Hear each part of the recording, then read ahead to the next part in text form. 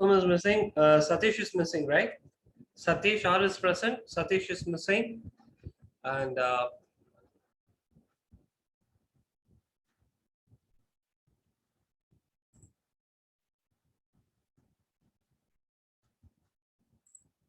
so we'll wait for another few minutes. Is that okay with you people?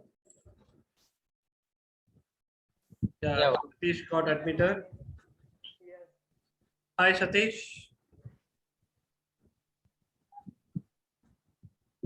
Hi, Venkatesh. Yeah, had your lunch? Yeah, yes. Wow, that's really great. How about you?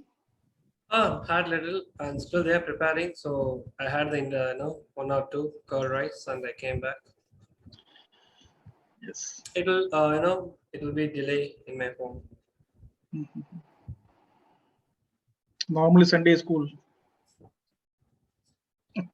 We used to go with the 2:30.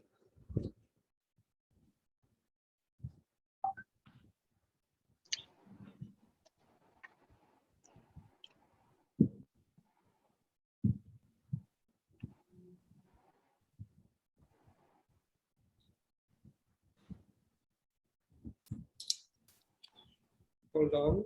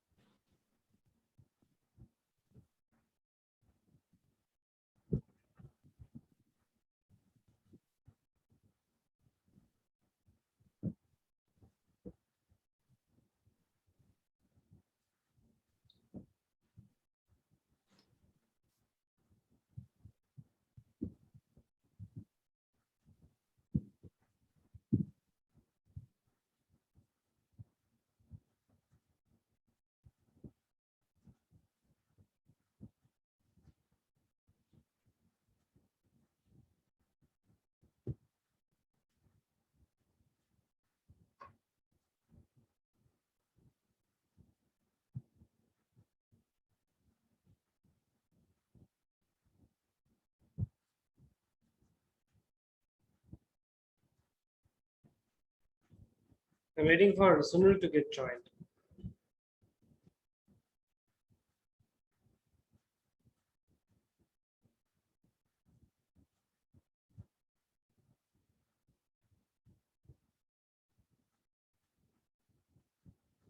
Another 1 minute, 14:05. That is 1:05 will start exactly. Okay.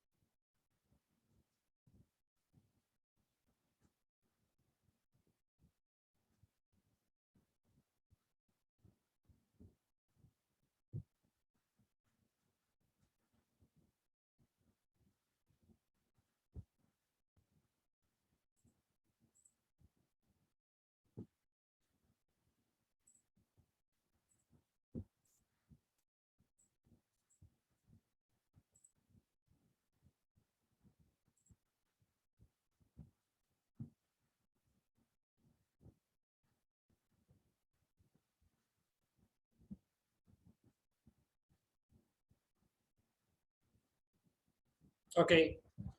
So let us start. Okay, I think we couldn't reach Sunil.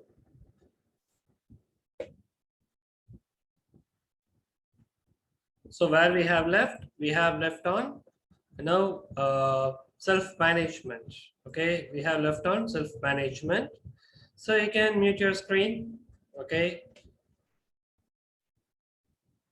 you can mute your screen, you can switch off your video, just you can go with the listening. I'll be switching on, okay?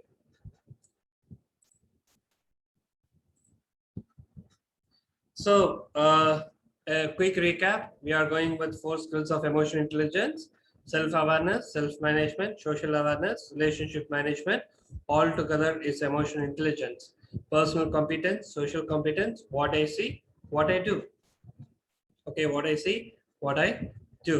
Okay, so self-awareness is ability to sense your own feelings and emotions, where you lack, where you are best, and how far you're going forward. And 3 competence is emotional self-awareness, accurate self-assessment, self-confidence, self-awareness strategies. These are all things that you need to focus on. Just try to understand yourself in grade. Do meditation, do yoga. That brings you the best in you. And self-management is managing one's emotion, reactions, and behavior, and emotion understood and do. Okay, competence of self-management is emotional self-control, trustworthiness, consciousness and adaptability. Have a self-control. Self-discipline is major widely used over here. Have self-discipline, and you can control yourself in best if you deal calmly with your stress. Okay, and trustworthiness, be ethical during criticism or during stress pattern. Be very trustworthiness. Okay, don't leave your partner in best. Okay, there are people in today's modern environment, you have trusted them a lot and they would have trusted you a lot, but due to some scenario they are unable to do it. They block or they break the trustworthiness. And consciousness is something like you keep up the promise, hold themselves in accountable for higher degree. Keep yourself in best, hold yourself in best, and be concise whatever you do.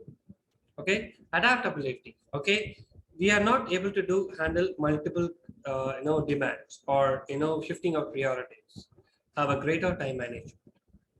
So if you want to be a great in self-management, have greater in time management. So what is time management? Time management is where you need to prioritize into 4 quadrants. You need to prioritize into 4 quadrants. Are you able to view my screen? Yes. Yes. So I'm just opening a whiteboard. Are you able to see my whiteboard? Okay, I'll do my level best. Okay. So, and yeah.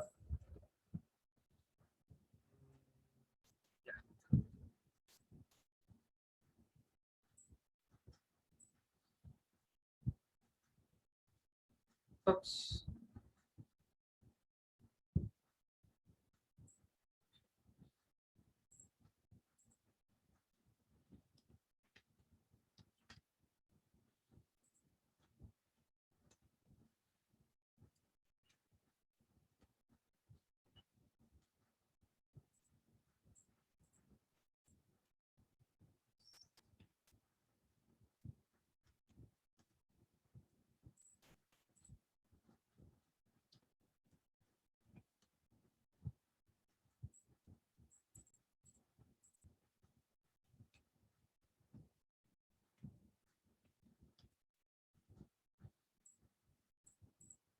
So we have, okay, first priority, second priority, third priority, fourth priority. So time management consists of this 4 quadrant. Time management consists of 4 quadrant. First priority, second priority, third priority, and fourth priority. So the task which you need to do first consists of 2 phases. Okay.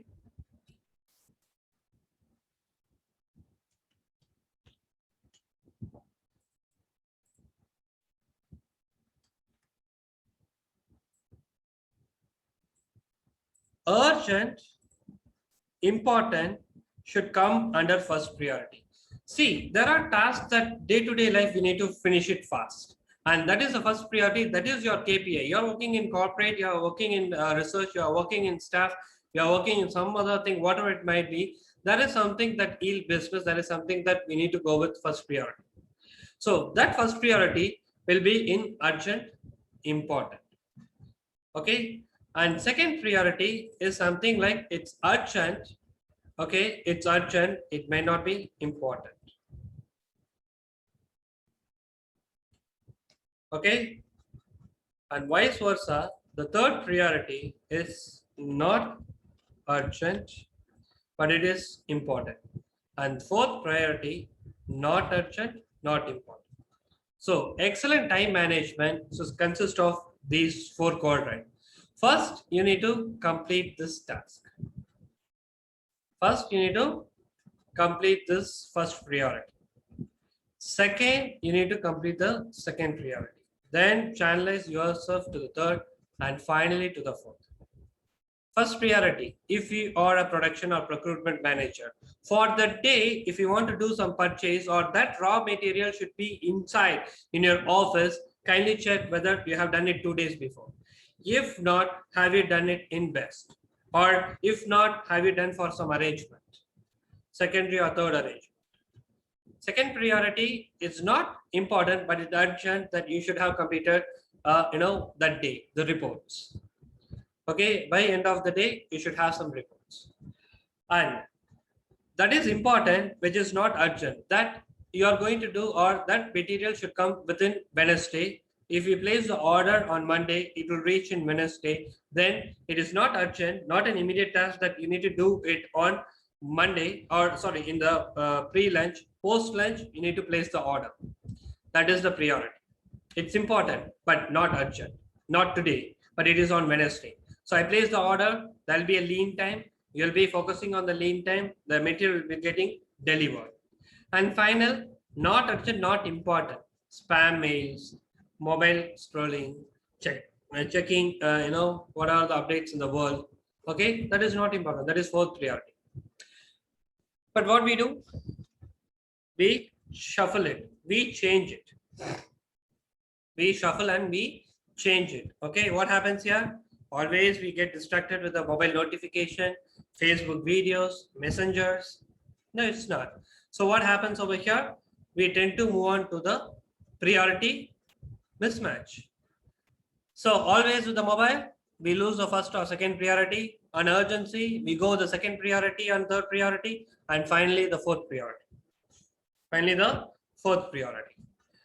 Have a greater time management for self-management. This is what you need to do. This is what you need to do. So right now, I'll give you 10 minutes of your precious time, and I want all of you to categorize yourself based on your lifestyle. Okay, based on your lifestyle, based on your business, based on your job, what you do, prioritize right now. Okay, day 1, day 2, Monday to Friday. Okay, morning, what are things you need to concentrate? Evening, what are things you need to concentrate? Right now, you do it. Take a pen and paper. Take a pen and paper, do it. I'll give you 5 minutes or 10 minutes of precious time right now. 10 minutes of precious time right now.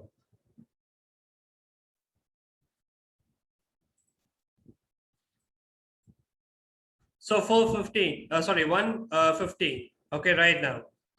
So I'll ask you a question at 1:25. Write it. All right. Day wise we have to write. Sorry? Day wise we have to write. Not day wise. See, weekdays. Okay, categorize as weekdays. If you write day wise, you'll have a better clarity.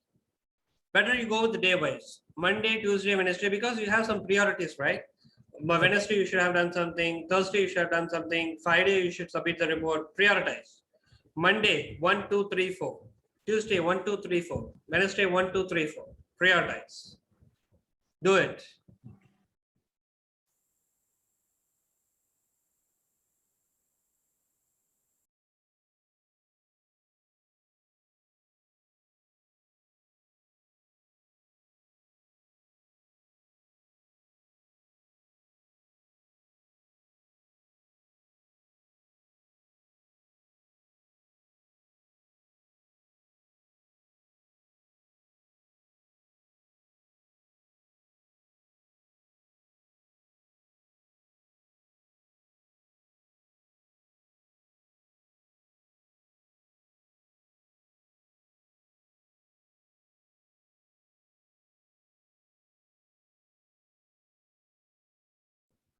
Sorry guys, network problem. Have you asked any question?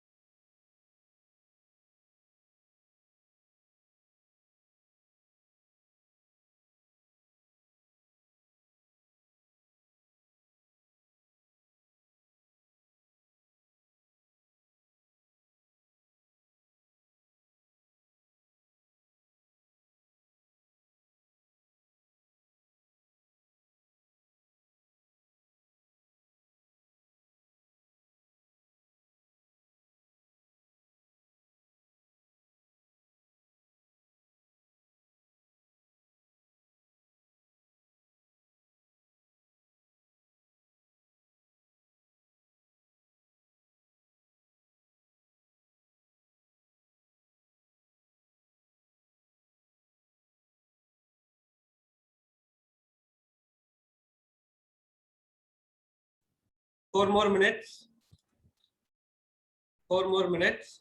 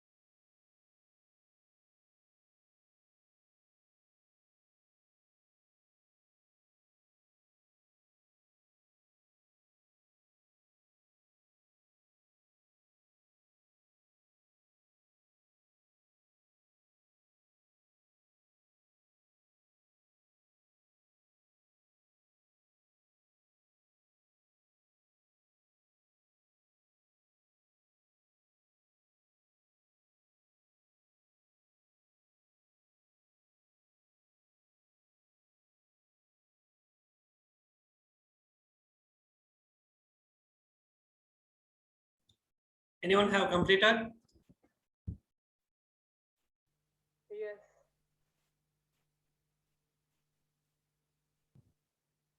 Anjali, you have completed? Yes.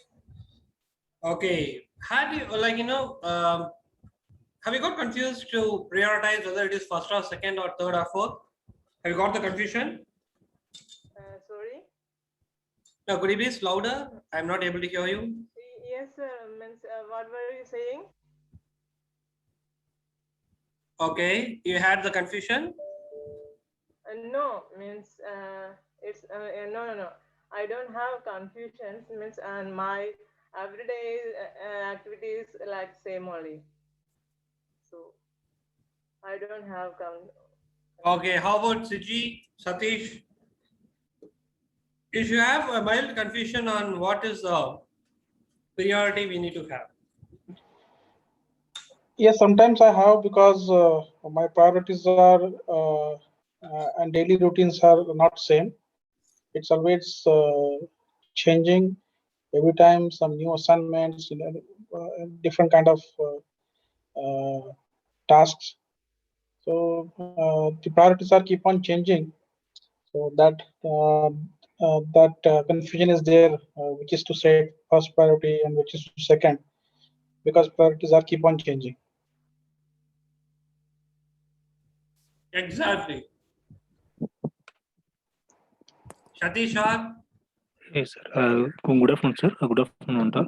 yeah. Sir, my work is weekly based.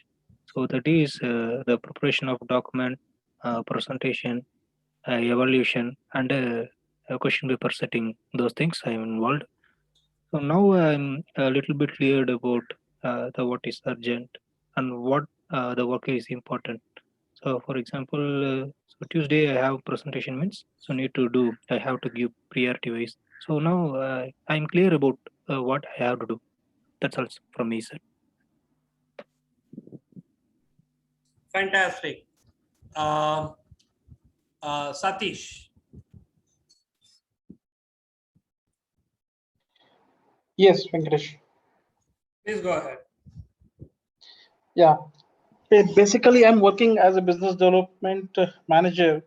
So the first no, one important thing is I have to respond the mails and inquiries received uh, and daily or what are the things there. And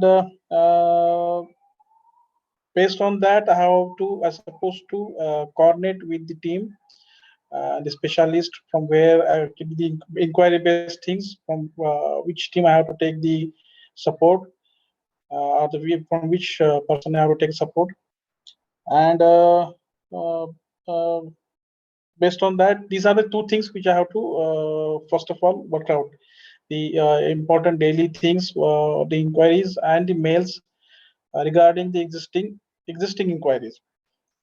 Then as per the inquiries and as per the assignments I have received for me, to give the task to respective department or a team member. Uh, Third part is because I have to go for new inquiries also. So I have to generate new inquiries also. So I have to set some of the planning that the strategies to need to decide it, policies need to decide, and the what are the things we require to know, like presentations or setting meetings with clients and follow up, those kind of things. This is third priority for the new inquiries. And last one, the report generations.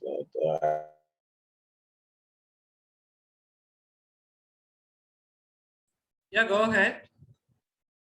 Okay. I think there is a network issue, I believe. Satish? Sir, is it like Business. so? Yeah. I want to say about my priority and means important things in life. So Okay. like that, actually,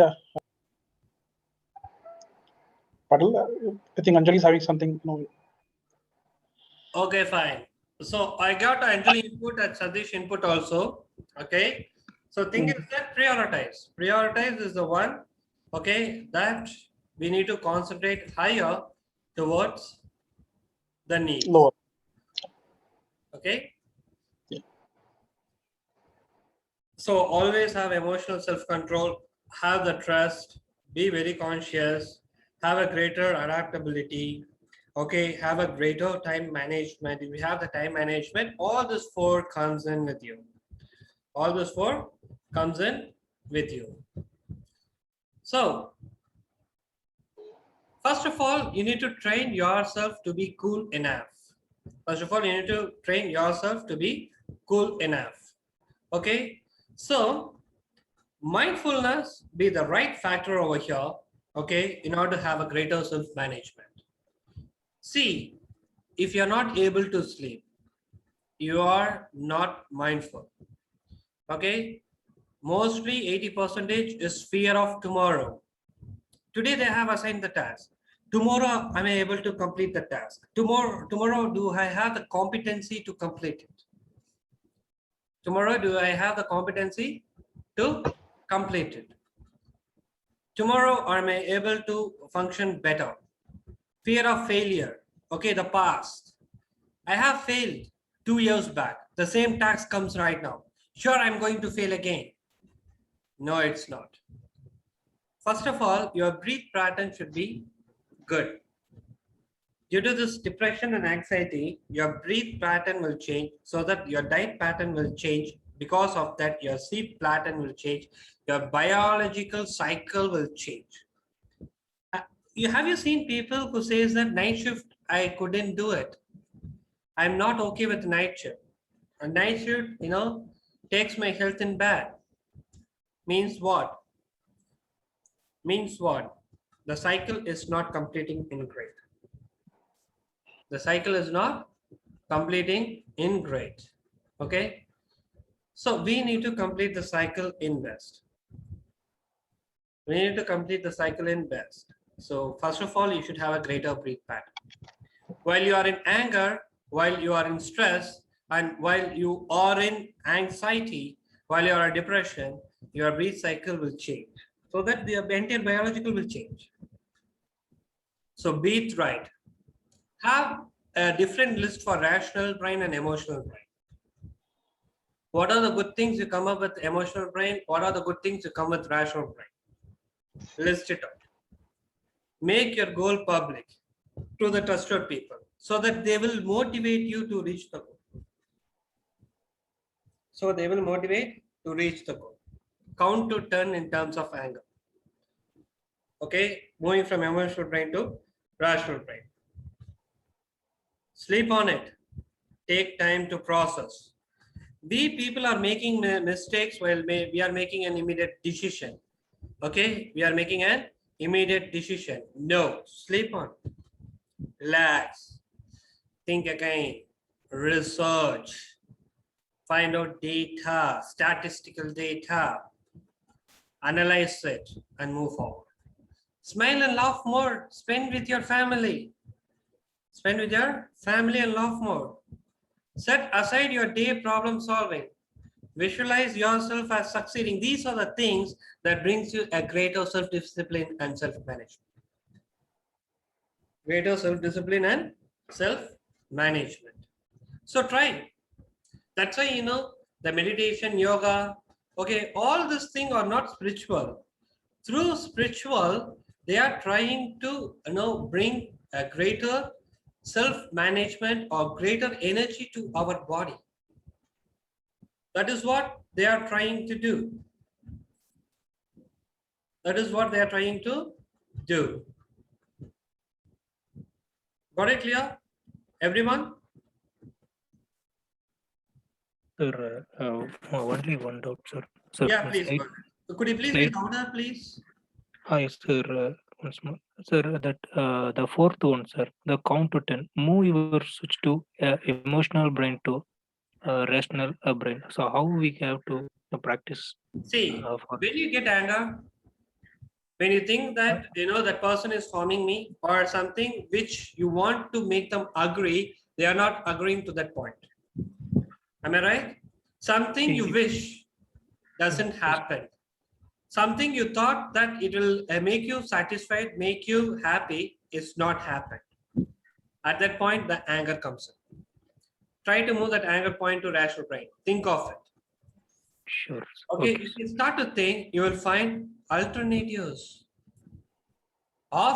In office, you will never, put your hands on other person to trash them. Only in personal life, mother, daughter, wife, you will fight a lot because emotionally they have been attached to us. Okay, the love, affection. We thought of something they would do, but they are not agreeing to do. That makes us anger. Something you expect, if not happening, that gives you anger. Again, Buddha's word. Okay. Yes, sir. No, understood. Now we understood. Okay. I dreamt of no one should have a dream. I dreamt of no one should have a dream. That is Buddha's word. Okay. No one should not love for anything. That is, he loved it. That is also a love. Okay. So have a greater self-management. Moving on to the next, which is really important, is social awareness. Is about social awareness. Very simple. How people reacting to you apart from rational brain, you need to understand. Then only you will find out the good people and fake people. Yes, emotional intelligence will help you to identify good versus bad. Okay, good versus bad. Okay, so have a social awareness. Pay attention to their emotion. Okay, do they really love to listen to you? Do they really love to help you? Do they really love to move on? Okay, have a greater social awareness. Have a greater social awareness. It's very hard. Okay, it's very hard. It's very easy to understand you and your self-management. If you have a self-discipline and time management, you can have a greater knowledge about you and you can easily assign tasks and you can move on. Whereas social awareness, you don't have control over the other people. You don't have control over the other person. So what you do, understand their feelings, understand their needs, understand their concerns. Sure, you can move ahead. Sure, you can move ahead. Is it easy to understand other people? It's not. It's too hard. Okay? It's too hard. So let me put you a picture. Let me see how many emotions you are able to identify from that. Okay? See, emoticons, have you heard? Have you heard about emoticons? Emojis. You can find emotions. Yeah, yes. You can find emotions in all the social media. It's very trending right now. Am I right? Yes. Right? The smileys. Am I right? Smileys. Yes. Yes. Right? Okay, I'll just give you the image. Hold on.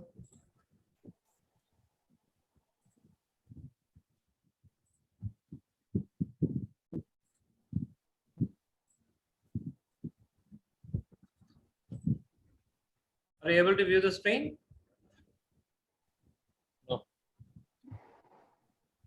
Your slide is there, social awareness. Oh, my slide is there.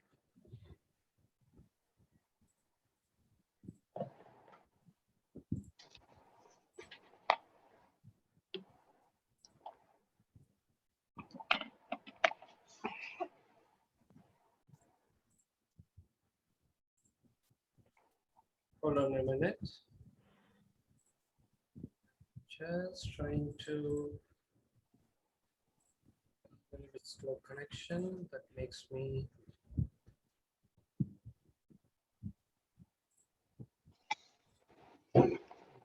Now you're able to see some smileys. Yeah. Okay, immediately give me as many inputs from the smiley. What are they? Okay, what is this? Okay, I need a pointer. Are you able to see my mouse cursor? Yes. What is that? Laugh. Law of happiness. Then Happiness. Sad. Sad. Some kind of murmuring. sorry. Some kind of murmuring. And it's Not not having murmuring, an something like opinion. feeling like crying. Okay, something she is discussed. This one, Wow. Amazing. amazing. Yes, good. Then, Funny. Childish kind of. uh, Childish Fun. kind of means. okay. Any other Something like joking or joking or there's something like thinking. Okay, this Yeah. one, Angry. this one, Laughing. happy, laughter. Happy Yeah. is different. Laughter is different. This one, Mm. puzzled sorry. or Trapped. Like. puzzled or some. Yeah, negative emotions, not feeling well. Okay. Yeah. Okay. This one, Love. love, Not Speechless. having an. mute, Yeah. mute. Then, Irritation. Wow. What is that? annoyed. Oh, yeah. Ooh, annoyed. Simple, neutral. Half happy or not willing to talk. Sadness. Sad. Sad. Okay. Sad. Again, naughty. Naughty. Okay. So, like this, researchers has found a human being is having more than 7,500 emotions. A human is having more than 7,500 emotions. Okay, 7,500 plus emotions. These are very basic. If you say happy, it consists of lot of varieties. If you say anger, mad, it consists of lot of. If you say love, it consists of lot of varieties. So thing is that how far we are able to identify our social response is much needed. Is much needed. Okay. So how many of them are here is say that you are able to identify the emotions in best? Sir, I don't have any problem in identifying others' emotions. Can anyone say?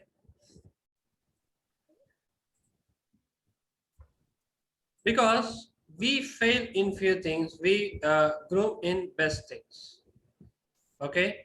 So where we fail is we are not about our self-management. We are unaware about what is others are doing with. Okay. So again, mindful is the only thing that will help you to be greater in social awareness. Have a keen concentration on the people you are talking with. Listen carefully. Okay, listen carefully. Find out the best. Okay, find out their positive vibrations, find out their negative vibrations. Listen it very carefully. Okay, what in which speech pattern where they stress, in speech pattern where they haven't stress. Okay, that is where you need to focus.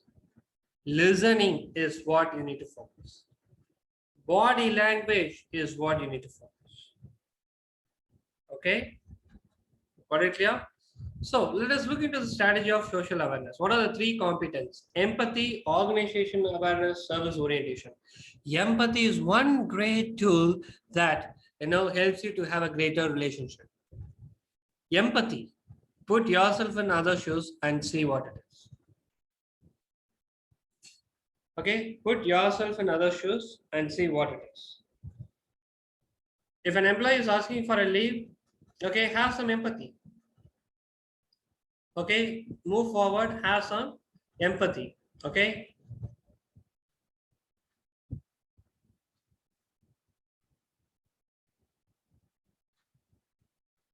If you have a greater empathy, sure, you can pull people towards you, not pushing yourself towards them. Not pushing yourself towards them.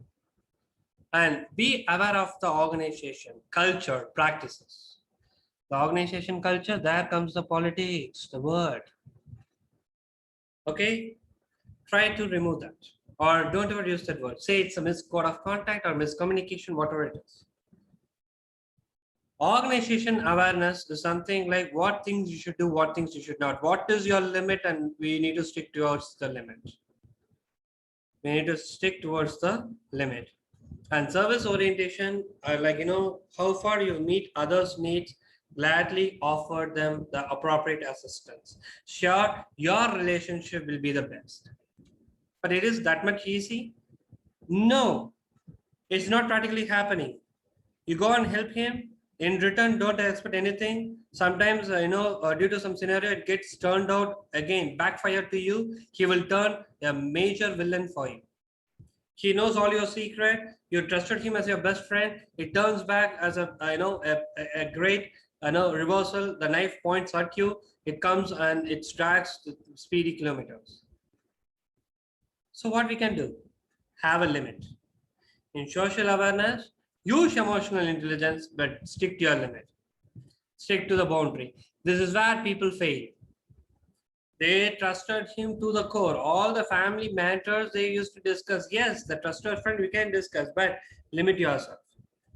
That sometimes it doesn't bother you in the future. Sometimes it doesn't bother you in the future. Got it clear? So these are the three competencies of social awareness. So how you can improve the strategy? Simple, practically greet people by name. Right now the culture is there is no term called sir. Only in professors, colleges, They used to call it as sir. But in corporate, that is no sir. Making time for everything. Right place to the right time. Body language.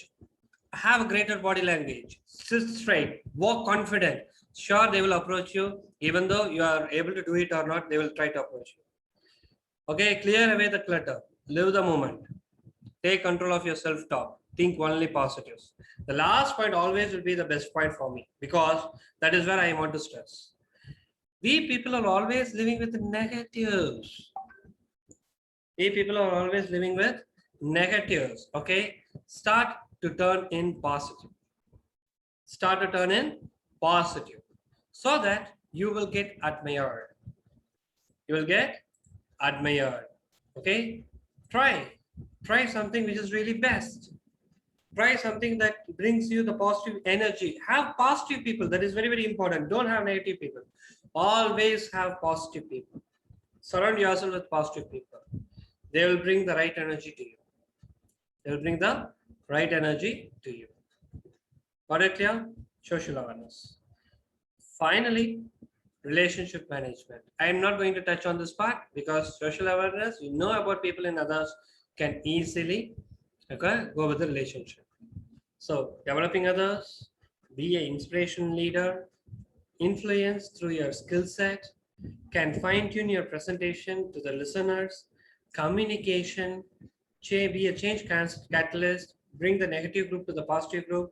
If there is a groupism, if there is channelizing factors, break all this, bring one team as one group. Okay, conflict management, try to develop the conflict management styles, try to resolve the conflict and be a person who is not going with conflict, and teamwork and collaboration will be a greater heights. Okay, before proceeding to the next level, to the score of your emotional intelligence, I request to fill the questionnaire which I have shared to you in the chat window. Whether you people are good in mindfulness. Let me check on it. Then I will go to the emotional intelligence score. Got it? So right now, and stop the sharing. Go to your chat window. Okay, in the chat window, are you able to see a new link? Are you able to see a new link? Okay, there is a form over there. There is a form over there. And please fill in the form. Click on it. Are you able to have the form? I'll give you 5 minutes for this 5 question. Just 5 minutes for 15, I think 15, yeah. I believe 15 or 12 it will be there. Okay, you just fill it. Once fill, put it in the chat window that you have completed.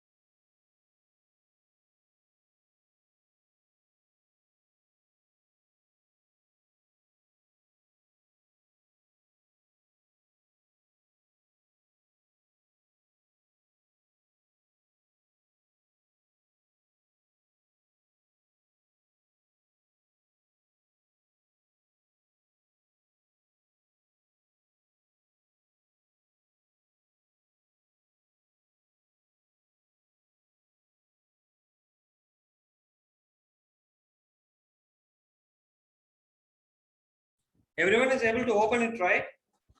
The form is available, right?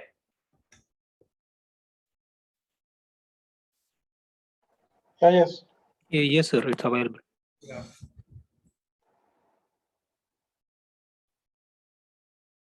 Okay, you can take 10 minutes. The right now is 1:51. Exact 2, we will look into the question now. I will look into the scoring. Take time.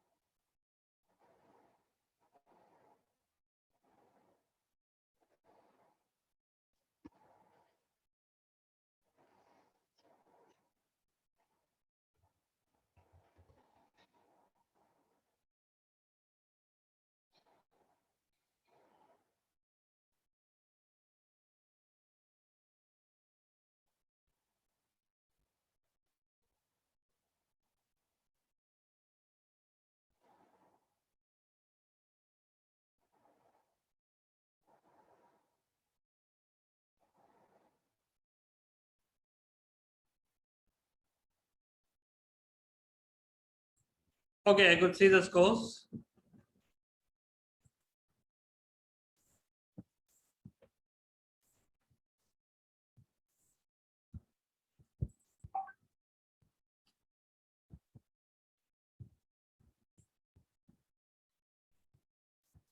Okay, I got your response.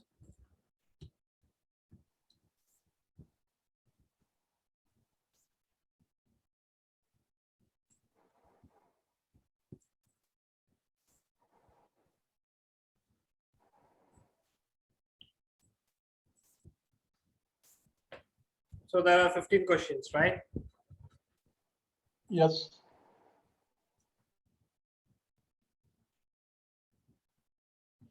Almost it has been distributed. The questionnaire has been normally distributed.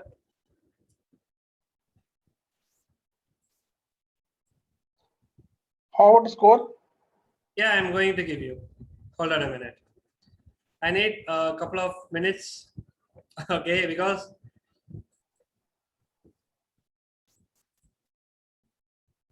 You will share on mail or how it is? no. I will share you the screen. Hold on. I think in morning's test also. Yes. I said to you no. After completing this test, we will be working on it. Okay. Yeah.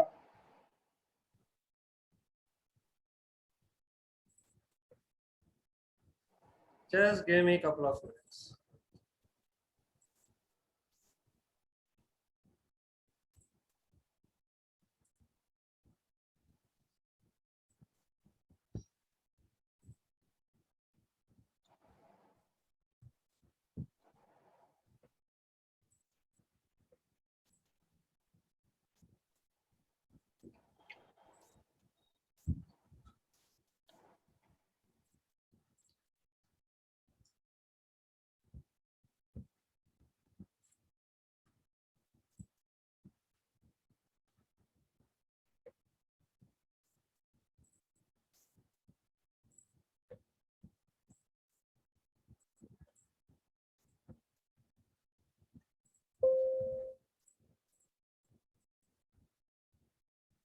I'm working on your scoring part.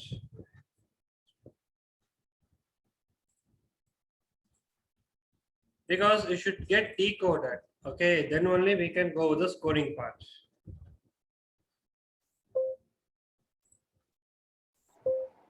Okay. We need to decode it. Yeah. Okay, it should get into numbers, then only never.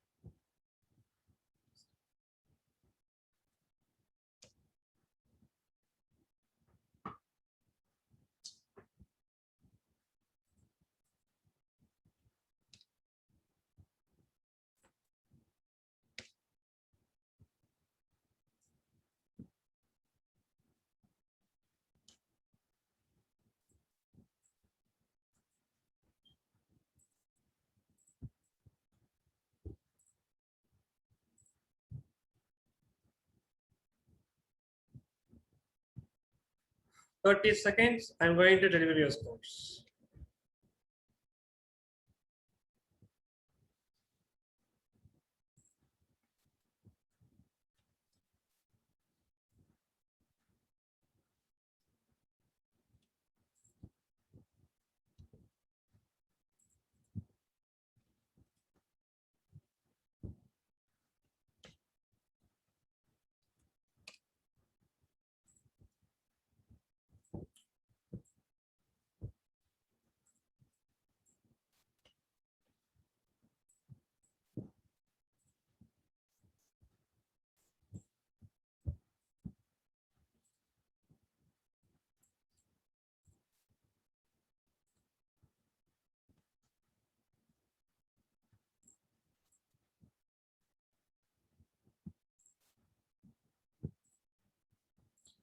Are you able to view the screen?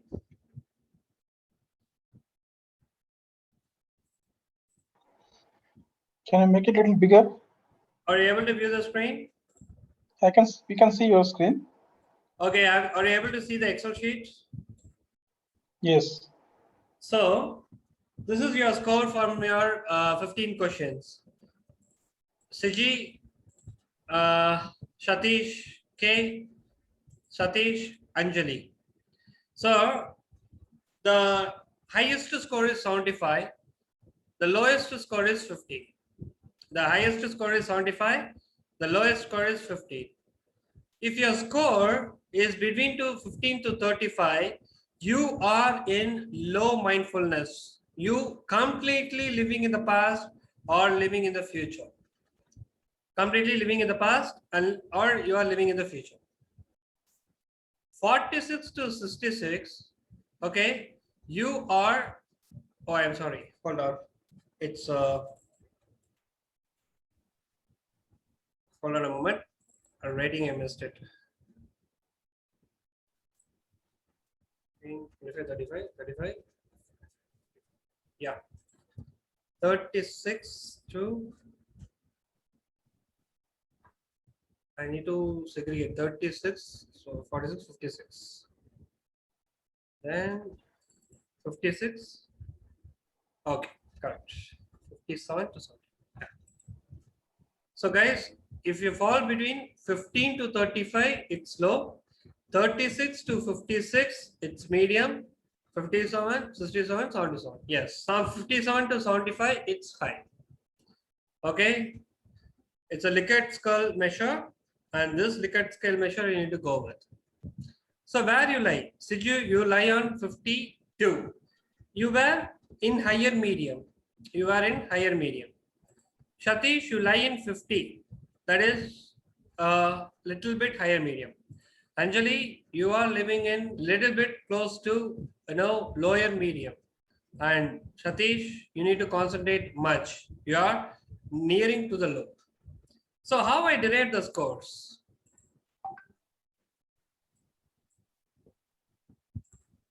So these are your scores.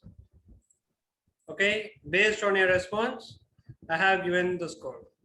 So 3 is average, no problem. We need to concentrate on 2 and 1, 3. Okay, 2, 1, 3. When I take shower or bath, I stay alert to the sensation of water on my body. Neutral. Okay. I am good at finding words to describe my feeling. Okay. But few people are unable to do that. Why? You need to concentrate on yourself. I don't pay attention.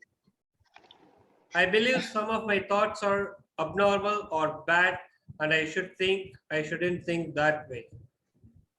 Anjali, you should think positive. You should think positive. Okay. So these are the score rating, and it is done through psychological association, and these are your total score. So got it? Where you lag, your mindfulness should be always imperfect. Your mindfulness should be always imperfect.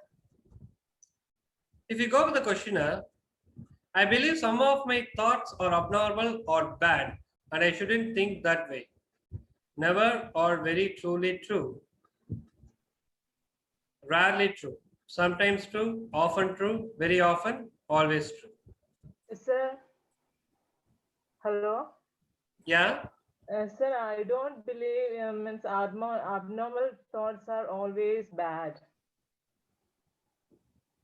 Which question, ma?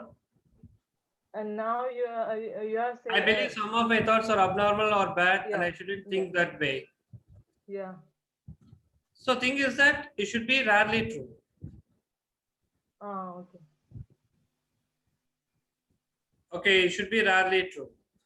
When I have distressed thought or images, I step back and I am aware of the thought or image without getting taken over by it. When I have distressing thoughts or image, I step back and I am aware of thought or image without getting taken over by it. Okay, if you go with the fifth question, very often or always true. It goes front and back. This questionnaire has both negative and positive statement. Okay. Yes. Yeah. So this scoring gives you the neutral point. Okay, this scoring gives you the neutral point. Okay. So whether the questionnaire is bad or good, okay, the same scoring rate goes in, and this is the score volume. Okay. Okay. Homer is above 57, they are high.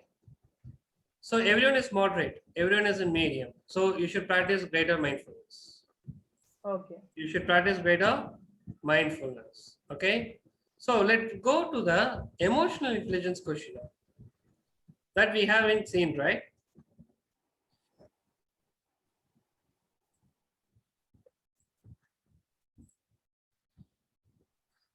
So here are your scores. Anjali, Saji, Satish, Kadam.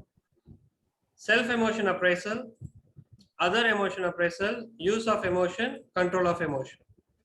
So individual scores based on individual heading and final rating. Final rating. Okay. So I see, look at this chart. Okay, the final score, okay, this is your total score. Okay, rate it with this. If people are between 16 to 37, you have low EI. 38 to 59, you have a medium emotional intelligence. 60 and above, you have high emotional intelligence. So I believe, Anjali, you have a greater emotional intelligence. You are just touching the bottom. And same here, it's high emotional intelligence in the initial phase. And Satish, you are having a moderate emotional intelligence, and again, Satish, you have a greater emotional intelligence. So if you see this chart, okay, over here, the highest score is 20. The highest score is 20. So Anjali, understanding other emotion, you are great. Understanding others' emotions, you are great. But where you lag is you are not controlling your emotions. That's what I said, in the previous questionnaire. Okay, you are not aware of like where you need to pull out. Okay, so in this chart, you are lagging in control of emotions. You are not able to control your thought process. You are wavering your mind a lot. Am I right or wrong? Yes, sir. You are wavering your mind. You are wavering your mind in a great pattern. You cannot control. You at times cry. Suddenly you cry. Yes, suddenly you yes. laugh. Correct? Yeah. Think of like you are in a very narrow perspective. Be a broad perspective. Go beyond the limit. See the world. Don't see the particular generation or particular group of people and make yourself failure. Look into the broad perspective. Okay. And Siji, your score in self-emotion appraisal is high. At times you appreciate yourself. Where you are lagging again, control of emotions. Siji, you are 15. Okay, somewhat moderate. Yes, sir. Okay, and Satish, my goodness, you are too low in other emotion appraisal. And okay, are you an introvert person, Satish? You will not easily mingle with other people. Am I right? Yes, sir. You are not trusting because your trust factor is low. You are not trusting yourself in best, and you are not trusting the other people too. Okay, Yes, going sir. to office, doing things and coming back. No laugh, nothing. having a fear of people, correct? Yeah, yes, sir. This it's correct, sir. Trust them. Okay, stay on your limit, trust them, laugh, have fun, and move on. Okay. Oh, okay, sure, sir. And I could see a average. Satish, only other emotion appraisal. You do something like little bit of introvert, but not more introvert. So now you got the chart where you want to improve. Anjali, you need to improve in control of emotions. And Siji, no harm. You are good. Just you need to concentrate on SEA and control of emotion. Satish, you need to trust people and move out of box. Okay, come out of your comfort zone. Be an extrovert. And here, just you need to concentrate on other emotional person. Now, guys, are you clear? Are you satisfied with this chart? Sir, means previous chart, no? Yes. Can you interpret a little more? This is emotional intelligence. This is No, the first previous question one. you have filled in. Previous one. Amma, I couldn't listen to you. My voice is too low. Previous one, sir. Okay, previous one, what I need to do? Sir, means I missed the first part. So, Okay, see, in the break, we'll discuss on it. Anyone wants to go with the previous chart? yes, sir. Yeah, yes, myself also. Okay, but I didn't save the chart. I need to go with response, I believe. It's okay, sir.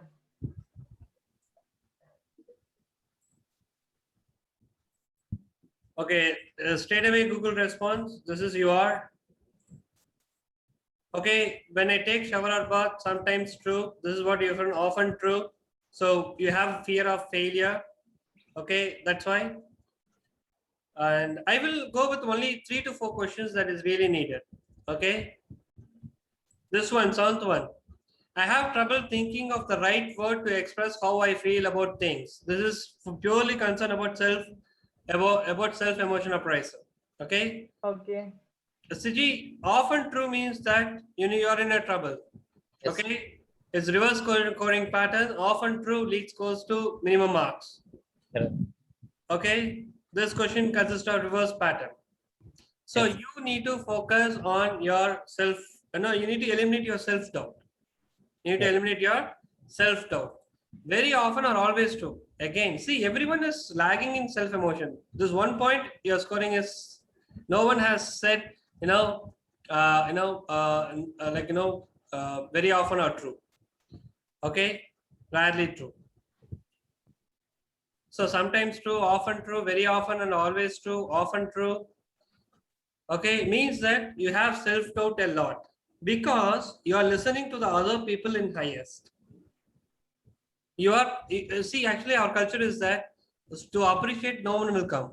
But in order to give a false, to pinpoint our mistake, okay, they will take their bike, they will put petrol for 1,000 rupees and all together in rain, flood, they will come and they will give us the instruction or advice. Am I right? So please avoid, that kind of thought process or insights in your brain. Okay, that kind of thought process or insights in your brain. Okay. Okay. Got it, Leah? Yes, sir. So the next question will be, I pay attention to sensation such as windy in my hair or sun in my face. Love the nature. This question gives how mindful you are loving the present moment. And your scores are good. Whereas the last person, the score is totally bad. So you are able to, but no one we are not enjoying to the fullest. You'll enjoy for 2-3 minutes, then suddenly some thought process, the mobile notification comes in, you will scroll down, something would have given a comment, that's it. You lost your happiness. Okay, so 7 and 11 is very important. It should be very often or always true. It should be very often or always true. Okay, and the last question. When I have distressing thoughts or image, I just notice them and let them go. It should be, what is the option? Very often or always true? very often or always true. Positive question. Sometimes true. Very bad. We need to immediately kick it out. We should throw them out. Never or very rarely true. Then you're holding it. Often true. Good. Sometimes true. That means that you are not focusing best. It is giggling or zigzagging behind your brain. You might do a task.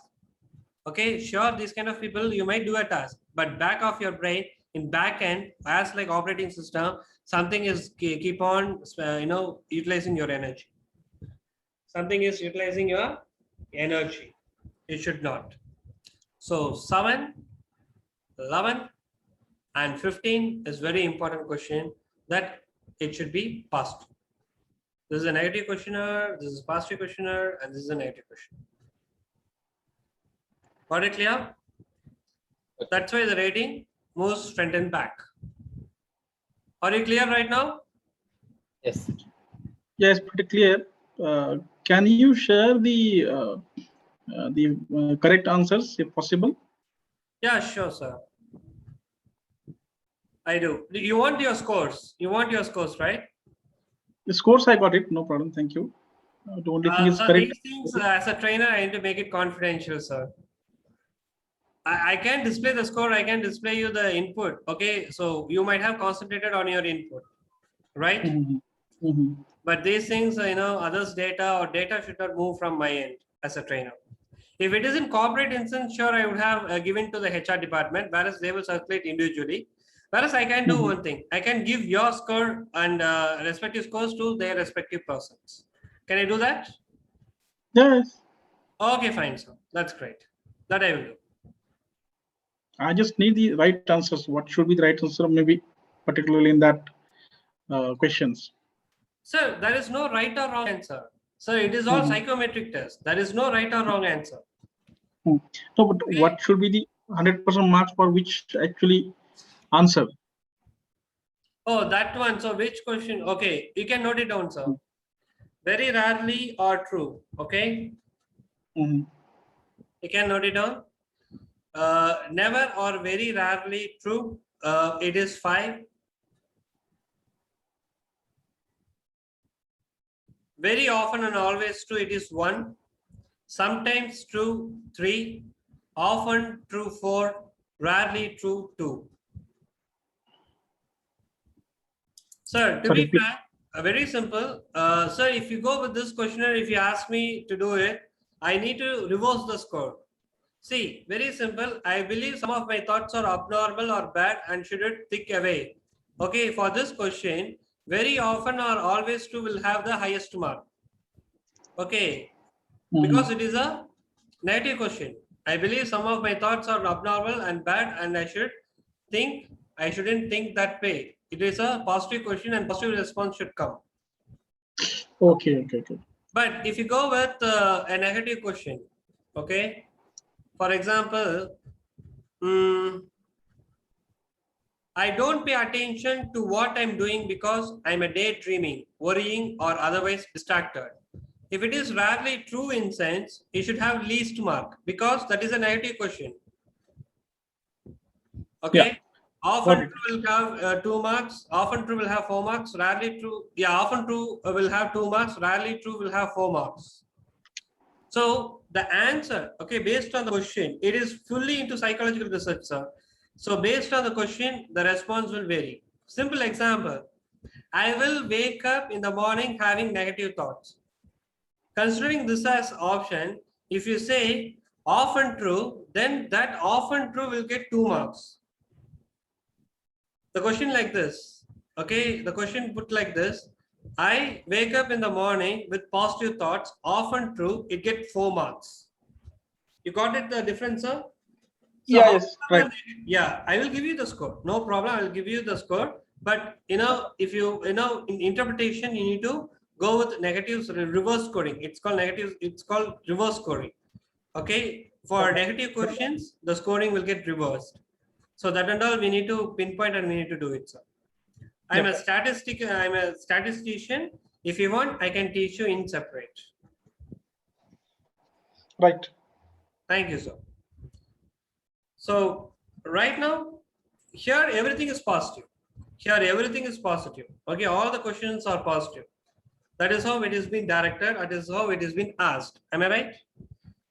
Okay, SEA, OEA, UOE, and COE. Even though you are giving negative response, the question will be positive. Okay, whether you feel high or low, that differs. Okay, I'll show you the example page.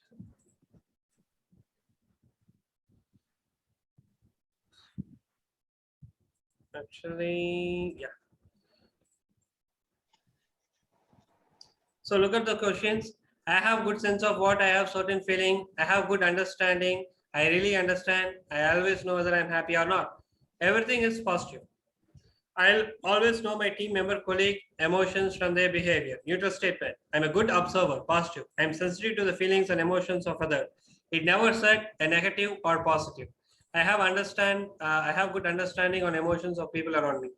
So all the statement reflects a positive and neutral statement, whereas the scoring will be considered the same, and that is your total. Okay, and stop sharing right now because all the scorings are there. I should not display it. That's why I should display the total. Got it clear, people? Clear? Understood? Thank you. Yes. Thank you. Great. Suji, any doubts? No, no, sir. Anjali? No, sir. Satish K? It's clear, sir. No issue about that. Okay. So I relationship. think he's Sorry? Satish R. He is Satish R, not K. Oh, Satish R. Yeah, Satish R. Satish, you don't have any doubts, right? Yes. Thank you very much. So we have seen what is mindfulness. We have seen what is the strategic relationship management. Okay. So these are the strategies that you can follow in strategic relationship management. Okay. Don't get bad on purpose. Don't avoid the inevitable. Acknowledge others person's feeling. Show care on them. Align your intention with impact. Be open and curious. Avoid giving mixed signal. Take feedback well. This feedback, okay, it has a lot of power. A person sticking to the organization is because of feedback. The person not sticking to the organization is because of feedback. How? If you give positive constructive feedback, then he will stay. If you give negative constructive feedback, he will run. What do you mean by constructive feedback? Okay, the constructive feedback is the kind of sandwich. Okay, this is where you need to focus on the relationship. Okay.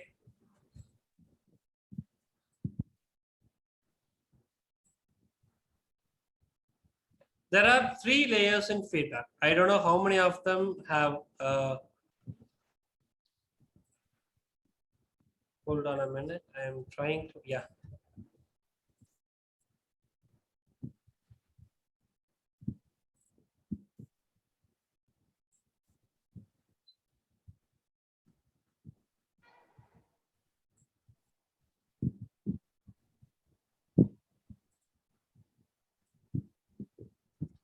Can anyone replicate what it is? Can anyone replicate? Are you able to view my screen? Yeah, yes. Yes, Yes, sir. sir. Okay. So feedback. There is a new terminology called constructive feedback.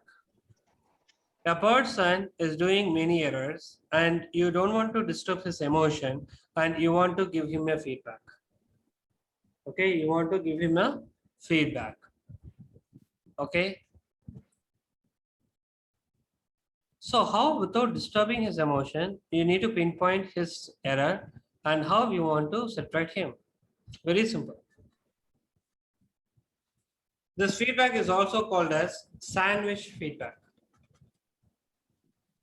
The feedback is also called as sandwich feedback.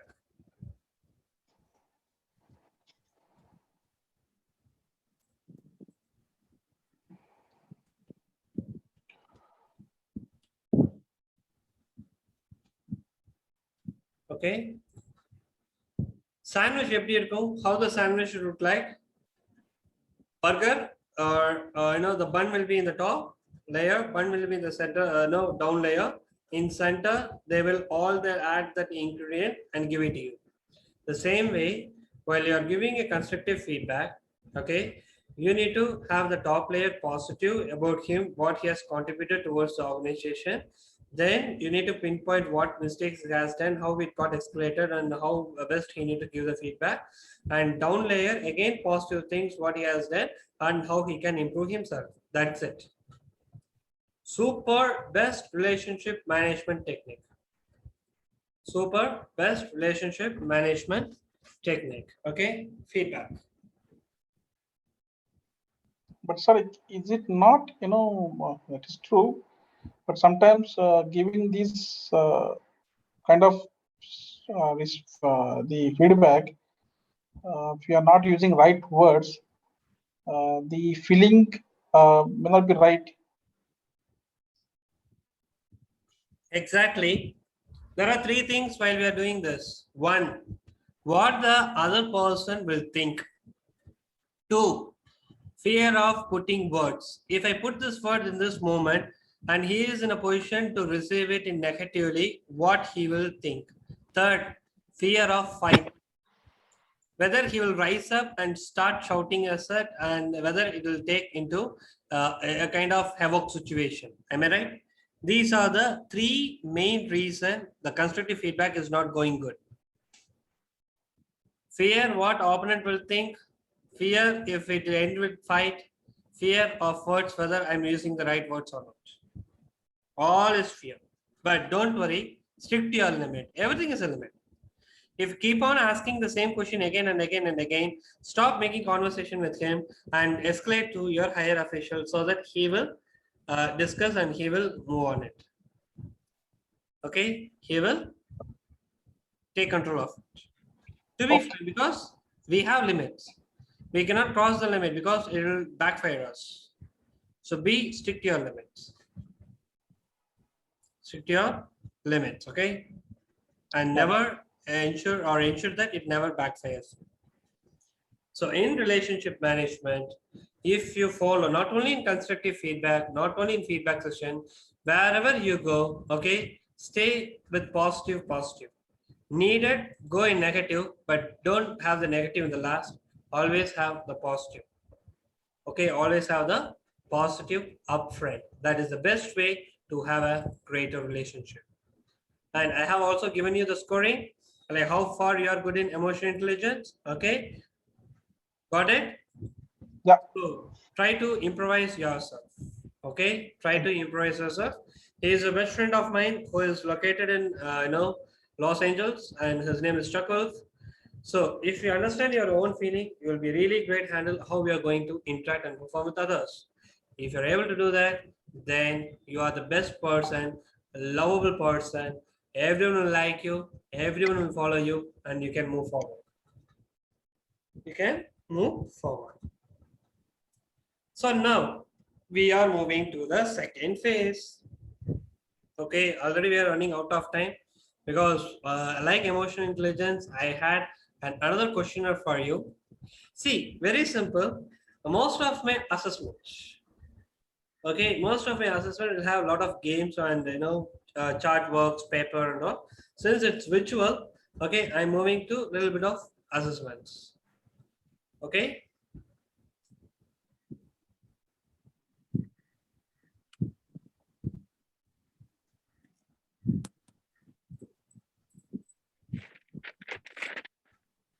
So before moving to the leadership, I want all of you to fill this question.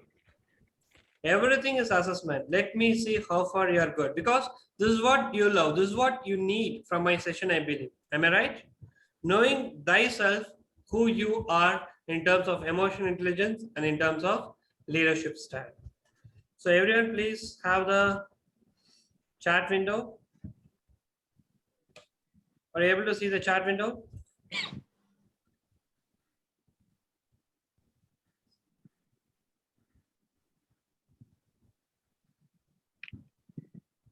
Okay, just fill that question out.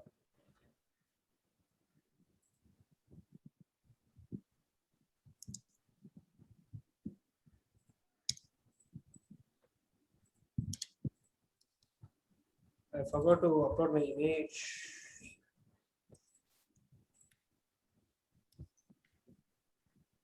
Have you ever seen these questionnaires before?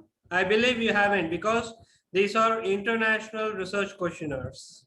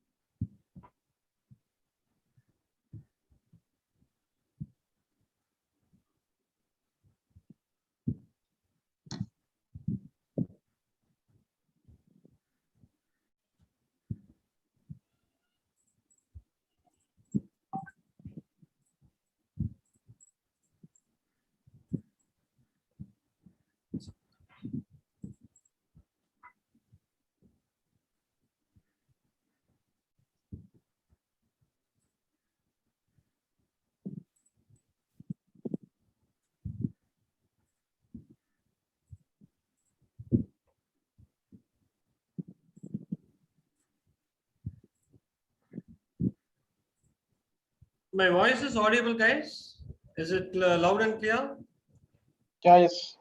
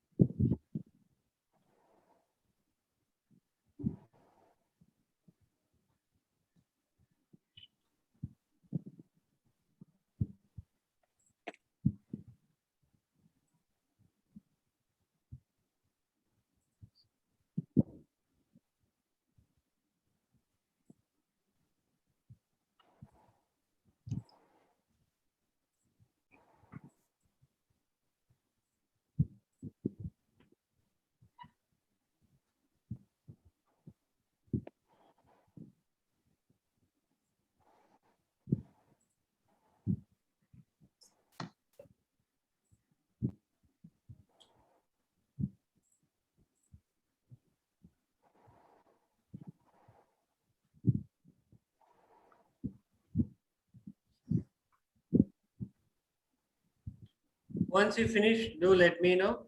And to be frank, end of the session only I can give you the score because it consists of 36 questions and I need to do reverse coding for this too.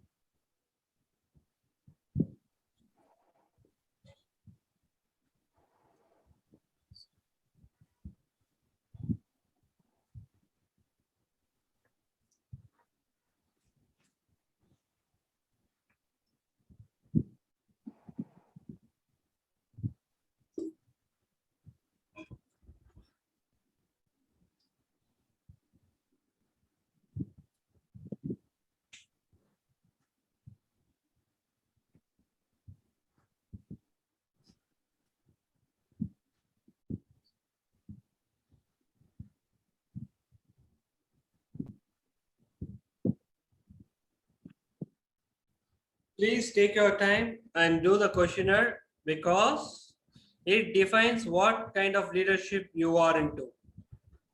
Okay, so take your time and fill the questionnaire. Don't go fast. We have, I know it's 3:43. We have 1 hour more. Sure, we can concentrate a lot.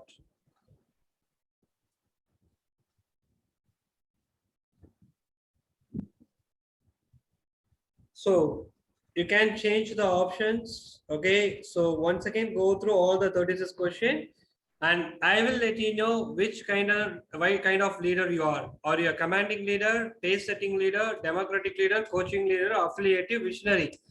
In order to find out, we need to do more research.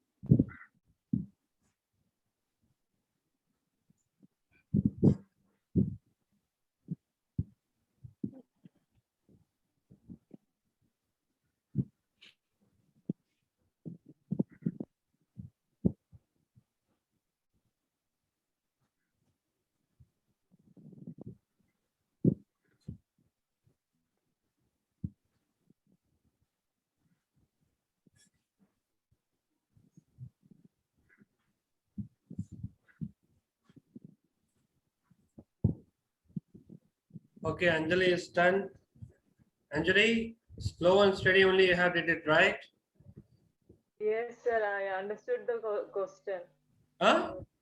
I understood the question, so I did. Okay then.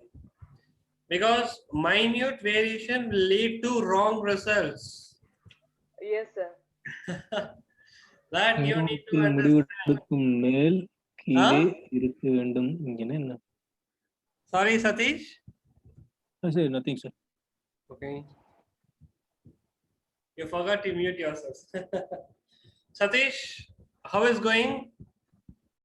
Yeah, I think another 2 minutes. No. If everything is good, understandable. Yeah, yes.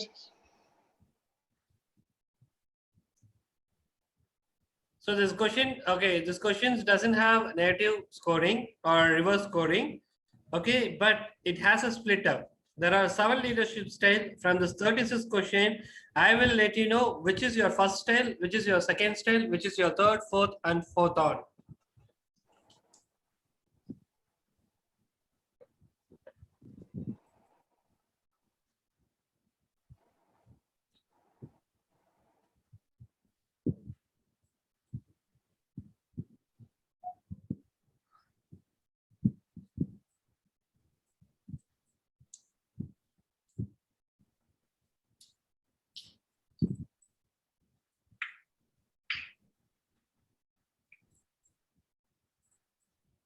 So just for your understanding, okay, there is a grid below.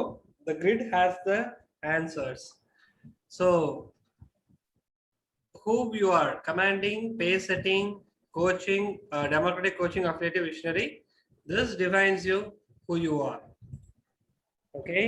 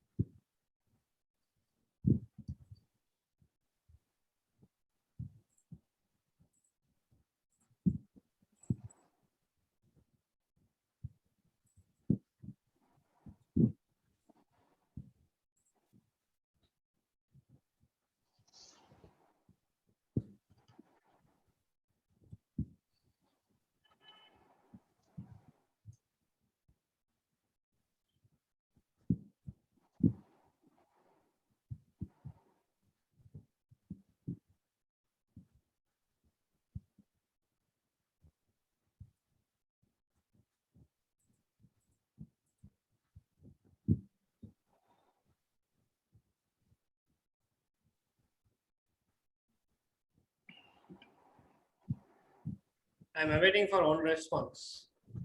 I got 3.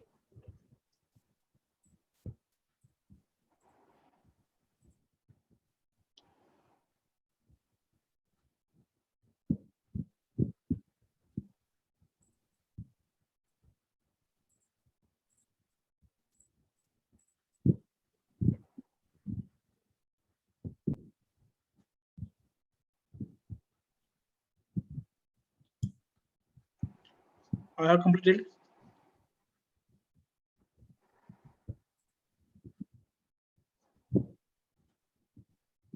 Anjali completed.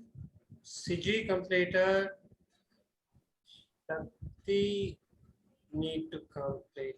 Satish K completed, right? Yes, Satish Kadam. Yes. Huh? Yes, I have completed. Satish. Just one person.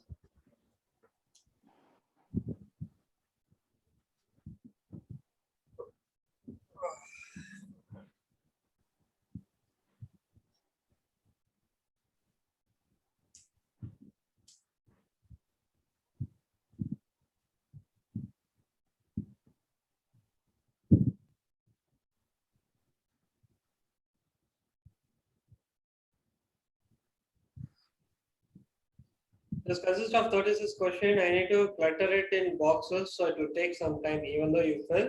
So we'll finish the session, and I will show you some videos during the time. I will calculate the score, and I will let you know.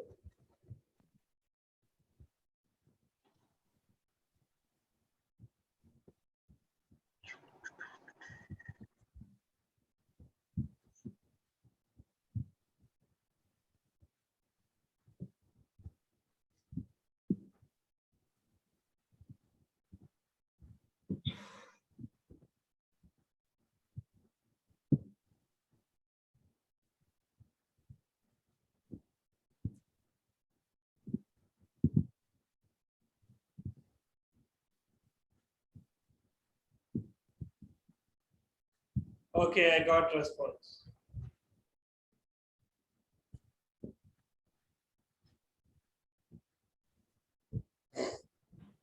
Hold on a minute.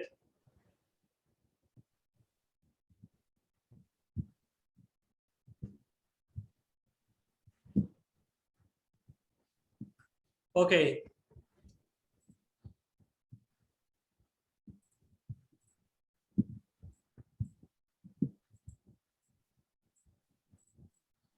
Great. So, can anyone say what is leadership? What is leadership? What is, no, don't go with the definition. Whatever comes in your mind, you just reflect it.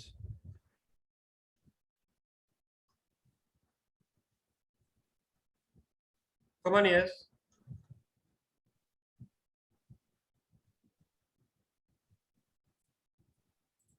Come on, guys. What is leadership?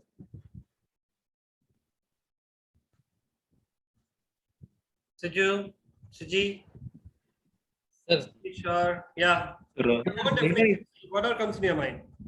leader is the one who shows the path to reach the goals. Okay.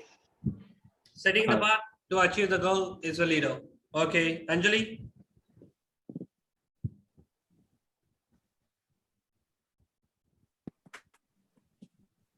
A leader has to be driven by visionary. Okay, there's a purpose. He need to drive in. Okay. Yeah. Shatisha? Sir, who is hold responsibility for the organization and lead everyone with the happiness. Very good. And last, Satish? Yeah, with considering certain goals and visions, the leader should guide the team and show the path how to deal with it. That's really right. So something like, you're driving best. Okay. Leader is something creating followers, and along with the followers, they need to travel. They should not stand on the top commanding. That is not leadership. That is a way of leadership. But in today's modern environment, people are not liking that. Showing the finger, go in the right direction. No. I am the leader. I am with you and you're going to walk with me. I will show you the path. I will instruct you at times of help, or else use your cognitive skill, deliver the result. This is what emotional intelligence all into. Emotional intelligence leadership style. So emotional intelligence is correlated to charismatic or transformation leadership. Later we will see what kind of leadership styles we have. Okay, something a leader is having a vision and the followers will follow them to achieve the desired results and get benefit out of it in terms of monetary, in terms of results, in terms of career growth, in terms of rewards, okay, everything. So we are driving along together in the way and achieving the great results okay. So what is a leader? Integration should be best, self-alignment should be best, and working with others should be the best. It's a triangle. Okay. So self-alignment is something like self-emotion appraisal and other emotion appraisal. How far you're able to understand your own emotions and tap in your leadership style, and how far you're able to understand other emotions and lead them in a perfect way. Integration is relationship management, and working with others is influence. Got it clear? Okay. So this triangle is of corporate triangle. What is leadership? Okay. So you need to put focus on yourself, or you need to correlate the leadership competencies with emotional intelligence competencies. A leader with greater emotional intelligence, he is the best leader. He is the best leader. Got it clear?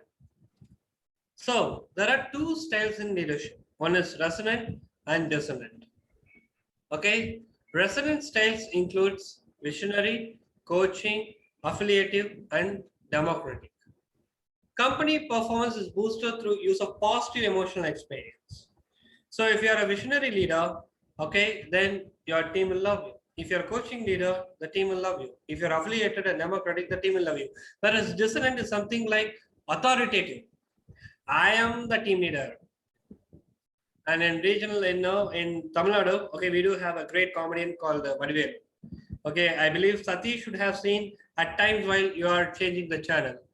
Okay, he used to perform a super comedy. He will be the head constable of the police station, and always he will command every other junior police officers. And every time he used to say, "Do what I say." Hitler is a commanding leader. His speech is good. Okay, through his speech, he brought all the people together, but he is a commanding type. Do what I say. Okay, there are few commanding leaders who got successful in their life, in the history. A lot of visionary leaders are coming successful in the upcoming phase. So this is the model. This is the strategy, what you see in the screen. This is the model. This is the strategy that you see in the screen. Okay. So the basic ability of emotional intelligence is social identification, self-awareness, self-regulation. That you can create a leader in emotional intelligence by focusing on all these factors. Personal efficacy, okay, personality, emotional control, good in conflict management, okay, charismatic, authoritative in certain times, because you cannot be fully authoritative or you cannot be dumb or zero in authoritative. You should be partially authoritative. We need to know where to delegate, where not to delegate, where to take action, where to say no, where to say yes, everything is there. Transformational and influence. That brings the leader. That brings the leader. Below is the team, and the team, they need to have the dynamics. Okay, they need to know about your role awareness, personality, your motivational factors, how you motivate your work team, and that gives yourself with group interaction. You should be good in constructive and collaborative way of approaching the people. Decision maker, that gives a team effectiveness as a leader plays together.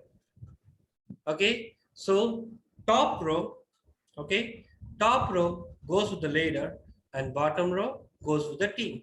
The top row, what are the characteristics the leader should have and what are the characteristics the team should have. So you as a leader need to function on this. Hold on a minute. Okay. Here is your characteristics and here is your team dynamics and characteristics. So as a leader, if you influence, I'm sorry, I'm not good in artistic work. Okay, this is called arrow. In my terms, it is called arrow.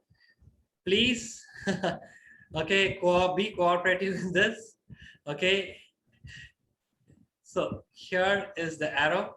So as a leader, you characteristic the team dynamics and make them ensure that they are having, this role. Okay, then as a leader, your team effectiveness is driven in best. Your team effectiveness is driven in best. Got it clear? Okay, this is the model. Okay, this is the model. Do you have any doubt in this model? Because going forward, we are using this model to learn more things. Do you have any doubts in this model? No. Is there any? Yeah. Do you have any doubt in this model? Okay, this is a research work model, okay, which has been followed by all the organizations. So now, how many persons you could identify here? Come on.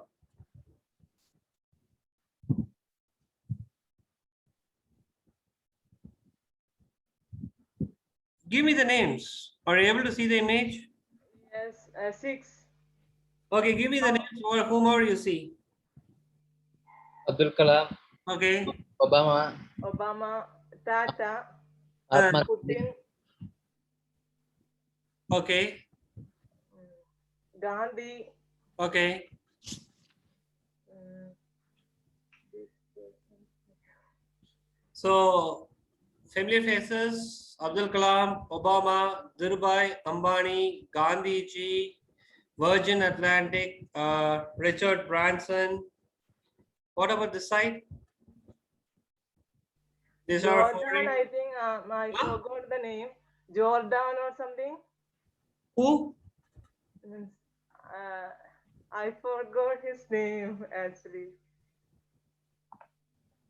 Jordan or something. No. Oh, This is Join Ki. He is from North Korea. This is Fredilla.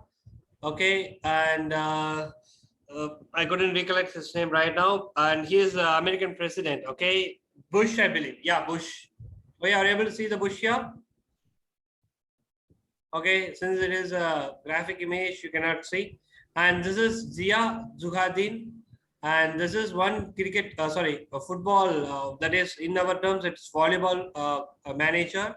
And this guy is from Canada. He is a ministry in parliament. Okay, just have these people in this. So you could able to identify Gandhiji, Dhirubhai Ambani, Virgin Atlantic, Richard Branson, Obama, Abdul Kalam. So can you define their leadership style? Can anyone define their leadership style here? Most of them are visionary leaders.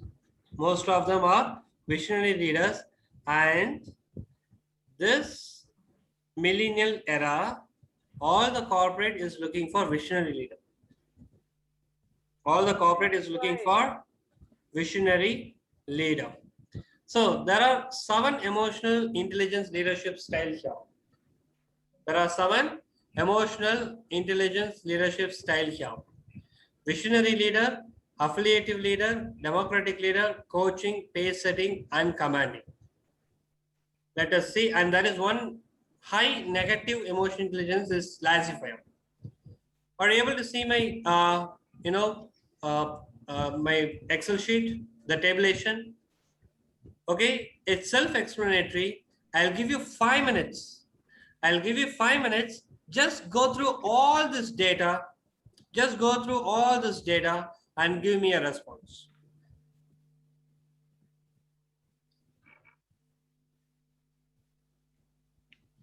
Go through all this data.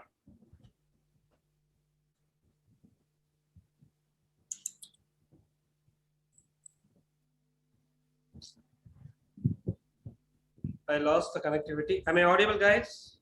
Yes. Yes. Yeah, I'm here.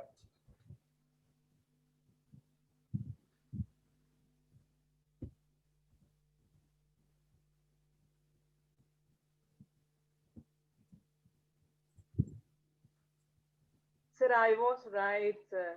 Sorry? Sir, I was right. His name was Jordan. Okay. It's Jordan. Okay. Yeah. Yes. Okay, great.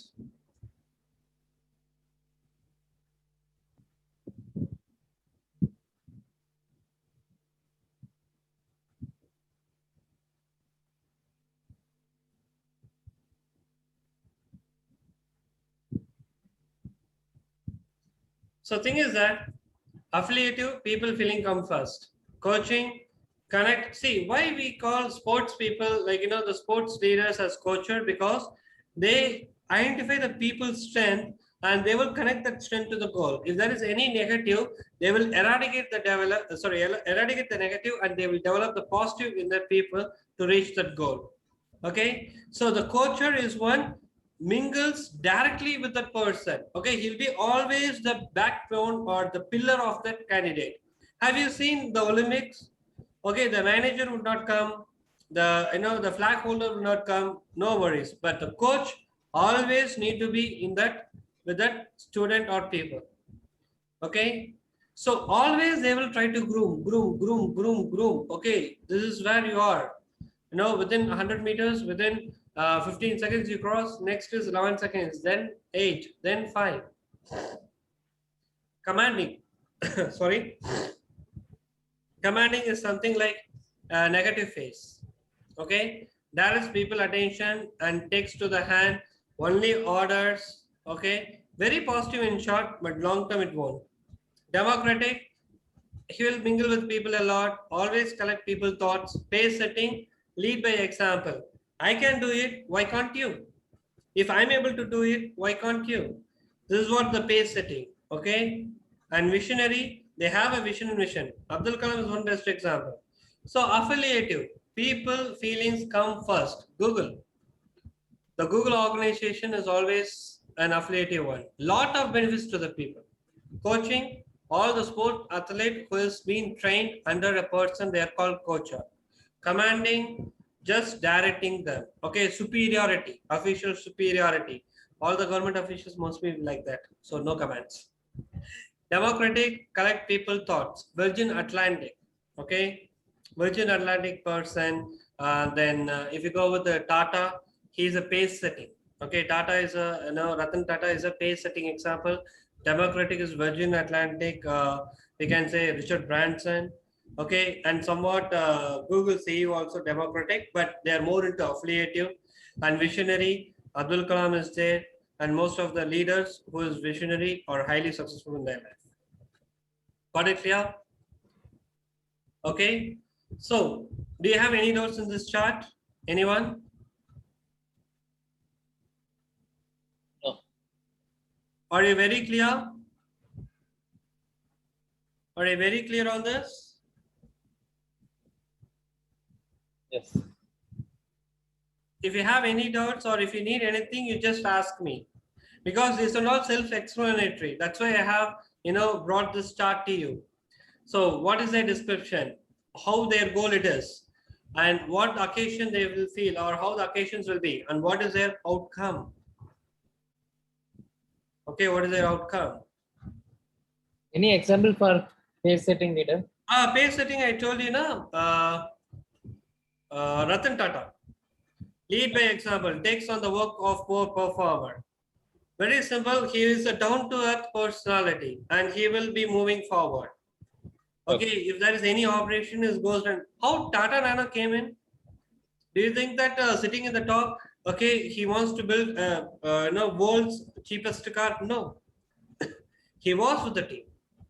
And the procurement is one area where you need to focus a lot. We need to purchase as much as cost low in order to give the cheapest car. But he wouldn't make it. It went to 1.25. Why? Because the raw material cost got increased. He sat with the team. He led the team. Go and see the launching ceremony. All the members from the sketch till the person who soldered the doors were present in that video. A little bit of middle level and top level people. Stay sitting. Okay.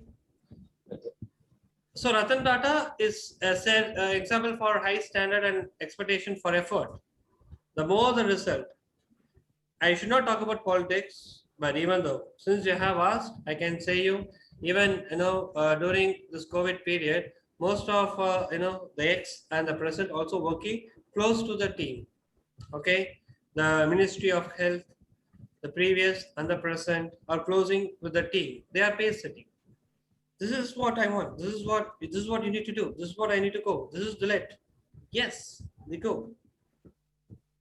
Visionary Abdul Kalam is the best example in the world. I had a vision. India will be 2020, best in 2020. But what happened? God grace, I don't want to speak. Okay, visionary people always have a dream. Any other doubts? Any other doubts?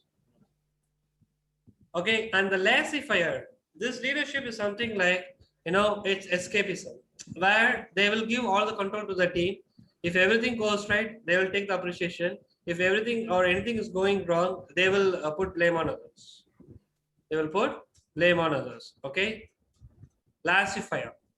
This is totally commanding in short period. It is good because you know what is going to happen. You command them. If they do it, you will get positive. But laissez-faire, totally negative. They will never change or they will never move on. Okay. So right now we are almost the end of the session. So application of emotional intelligence, you can use it in leadership, executive coaching, individual development, team development, organization development, student recruitment, career exploration, and many others. So if you develop your emotional intelligence, you will be an effective leader skill. You can improve your communication, less workplace conflict, better problem solving, and increase your likelihood of promotions. Increase your likelihood of promotions. Okay. So where are the ways that you can improve your emotional intelligence in workplace? Be an active listener. Don't talk much. Right now you are listening, so you are getting a knowledge from me. The same way, if you want to solve a problem, be an active listener. And stop reacting. Don't react immediately. It will make into outburst. Stop reacting, listen, watch, and then move on. Stay self-motivated, okay? Because we are in the VUCA world, anything will happen at any moment. You need to stay cool and you need to move on. And empathize, okay? Whatever the situation you might be, have some empathy in moving forward. So where are the emotional intelligence? You need to use it.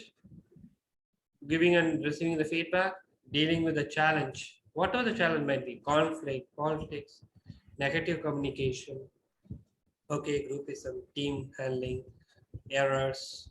Very simple. Use it wisely. Be cool, be strong, be good. Accept the change. If you're not accepting the change, you cannot move further. Setbacks and failures, deal with it perfectly. Take some time and then move on. Okay. So guys, before putting the last slide, okay, I just want to show. Actually, my screen. Okay, now I got it. I was looking for the dashboard. Okay, the floating dashboard.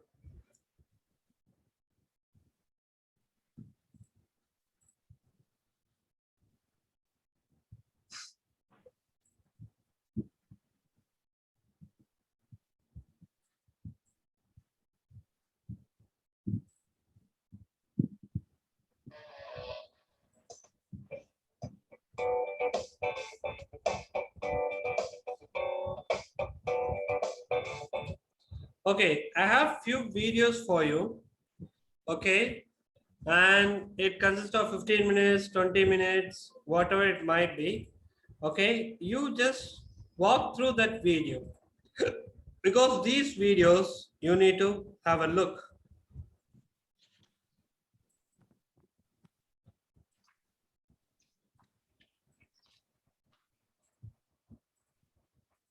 I'm really excited to be here today. The light was calm and cool. Hold on.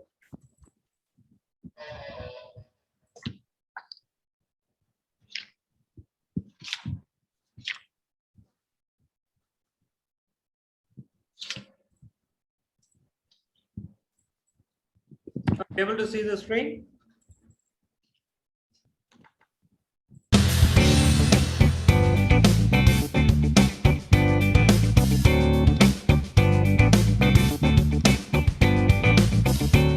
"11 signs you're more emotionally intelligent than others." From Greek philosopher Aristotle's proposed 14 distinct emotional expressions all the way to Dr. Robert Plutchik's 90 definitions of what emotion really is, it's clear that the feelings we experience greatly affect our lives. So if you want to become a better friend, colleague, partner, parent, and even leader, watch this video to learn about the traits of emotionally intelligent people and see if there are any skills you'd like to work on. Don't forget to click the subscribe button and turn on notifications to join us on the bright side of life. 1. You can easily influence other people. People who are aware of what they're feeling and why they're feeling it have a clear understanding of what they need to get out of a certain situation. This is why it's easy for them to communicate in an assertive manner while not coming across as forceful or aggressive. Their emotional awareness of their own feelings and those of the people around them allows them to feel confident in their approach. That, in turn, makes the people they're addressing feel more comfortable. 2. You know how to read situations correctly. It's easy for everyone to see that it's raining outside. But it's the difference between noticing that one person feels sad about the weather because they didn't bring an umbrella, while another feels happy about the rain because it means their garden will be tended to. An emotionally intelligent person will instantly be able to understand without any words that their colleague is wishing for someone to offer to drive them home after work. 3. You can keep cool under pressure. It's very hard to get under the skin of someone with a high level of emotional intelligence because these people are very aware of who they are as a person. They accept themselves and their flaws. They don't feel the need to strive for perfection because they understand and accept the fact that a person cannot be perfect and can only try to do their best. That is why you won't see an emotionally intelligent person cause a scene if someone tries to insult them. 4. You can successfully manage difficult situations. The ability to be empathetic and sense what other people are going through and how they're feeling about it allows an emotionally intelligent person to get to the bottom of problems that might cause difficult situations. Emotionally intelligent people are in tune with the emotions they're feeling and can quickly sense the emotions experienced by the people with whom they're dealing. This type of sensitivity allows people with a high EQ to manage a situation without doing any involuntary damage to anyone's feelings. 5. You can express yourself clearly. People with a high level of emotional intelligence have a greater vocabulary, which really helps them get through to the person they're addressing. Recent research from the University of California, Berkeley suggests that there could be 27 distinct types of emotion. They're all interconnected, and being an emotionally intelligent person means being able to understand which emotion is being experienced and what to do about it. If you ever catch yourself feeling nervous, you may actually be feeling anxious because you feel that you haven't prepared enough for a certain situation. Understanding the true nature of your emotions and the emotions of those around you won't be of much use if you're unable to categorize the emotions and describe them clearly. 6. People respect you. Emotionally intelligent people are not successful because they always say yes to everything and everyone.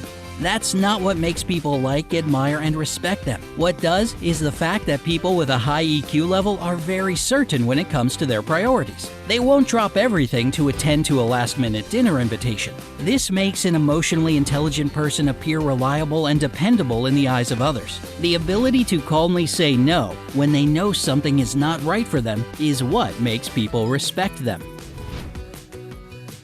7. You can read facial expressions. None of us exist without nonverbal communication. However, there's no dictionary to help us understand any of these tiny, often barely noticeable cues. That's why being able to correctly interpret wordless messages and being able to send them in return is such an important skill to have in both your personal life and in the workplace. An emotionally intelligent person knows how to pay attention to the silent cues that are being sent during a conversation, and they know when it's best to take a step back to offer more space, to put a hand on someone's shoulder in comfort, to squint their eyes and nod in sympathy, or to offer an encouraging smile. 8.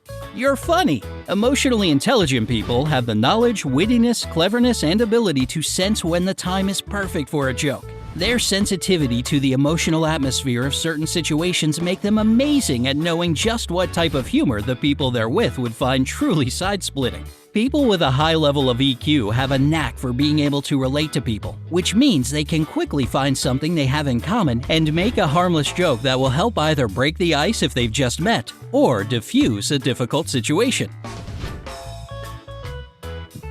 9.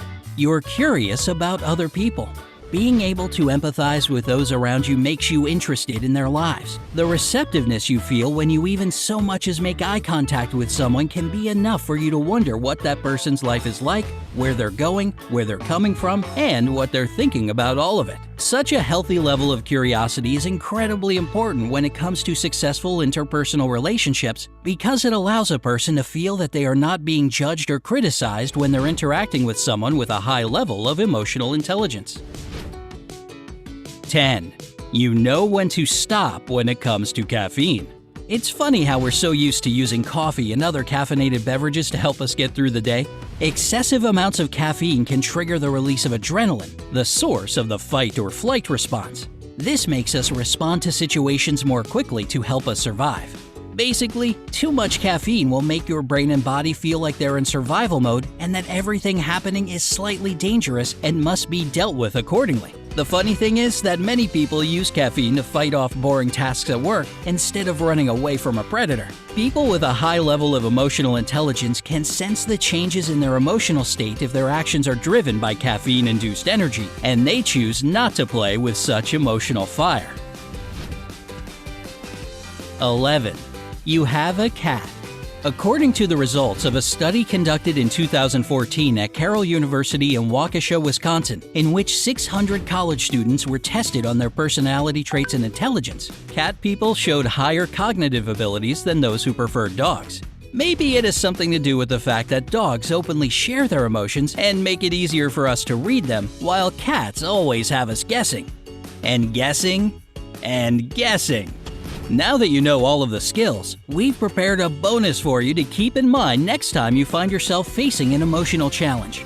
Seeing as how emotional intelligence is a skill, you have the opportunity to learn it and become more successful in your relationships at home and work. Here are 3 questions from comedian Craig Ferguson that you should ask yourself before saying something. 1. Does this need to be said? 2. Does this need to be said by me? 3.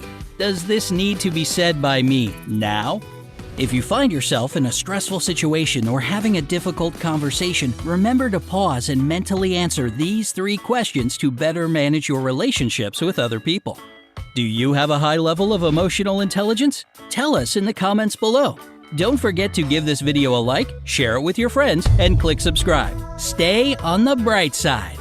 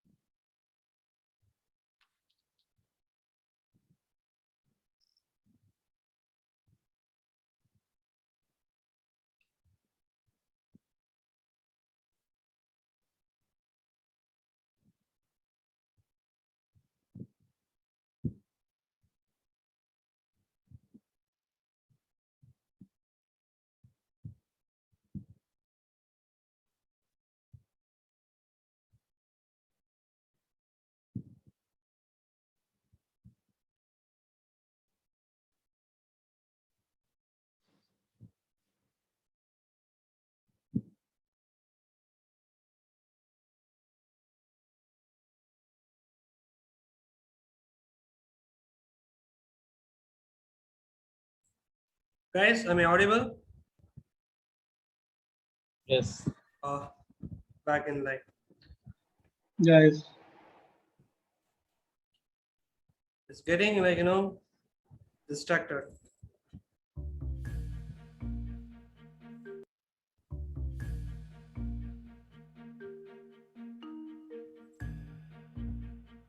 It doesn't have voice. Emotional intelligence is a broad description of the ability to understand and control. Okay, this is a short video for you. Yeah. Control one's own emotions, together with the ability to manage relationships through the recognition and understanding of other people's emotions. What does it mean to you? Your performance, status, seniority, earnings, your relationships with other people, satisfaction, status, self-worth, your career progression inside and outside of your organization. And the more senior you become, the greater the extent to which your emotional intelligence comes into play. Some of your career highs and lows to date will have had their outcomes driven by your emotional intelligence. There is a direct correlation between emotional intelligence and business outcomes or results. Here's just 3 examples. In management and leadership positions, emotional intelligence, when combined with experience, is the best predictor of executive success, approximately 40% more successful. Sales results, where sales reps have been consulted and coached in respect of EI, have seen sales increase some 10 to 20%. Organizations which have worked proactively to develop the emotional intelligence of teams have cut attrition rates in half. EI is twice as important as IQ in determining future career success. And now for the good news. Unlike IQ, it can be developed. How can you develop it? There are 4 basic areas in which professionals apply emotional intelligence in decision-making and leadership. Self-awareness is the ability to understand your emotions as well as recognize their impact on relationships and performance. Social awareness is the ability to identify emotions in others and to understand their perspective and take an interest in their concerns. Self-management, controlling your emotions and using your awareness of them to stay flexible and act positively. Social skills and relationship management, your ability to use your awareness of your own emotions, together with your understanding of the emotions of others, to manage interactions successfully. Consider the 4-factor model and review any appraisal documentation and 360-degree feedback. Reflect on any big conversations you have had. Get feedback from those around you and your trusted advisors. And ask yourself, what worked well? What could have gone better? What do you wish you had done differently? What did you learn? Having become better acquainted with your emotional intelligence, you should now consider how you can better apply it.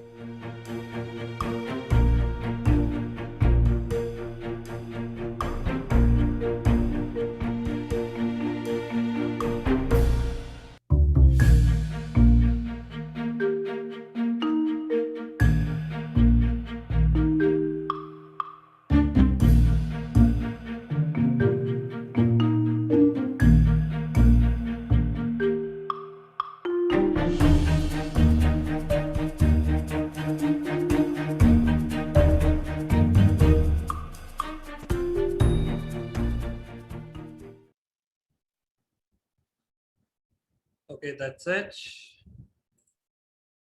Then, hold on a moment.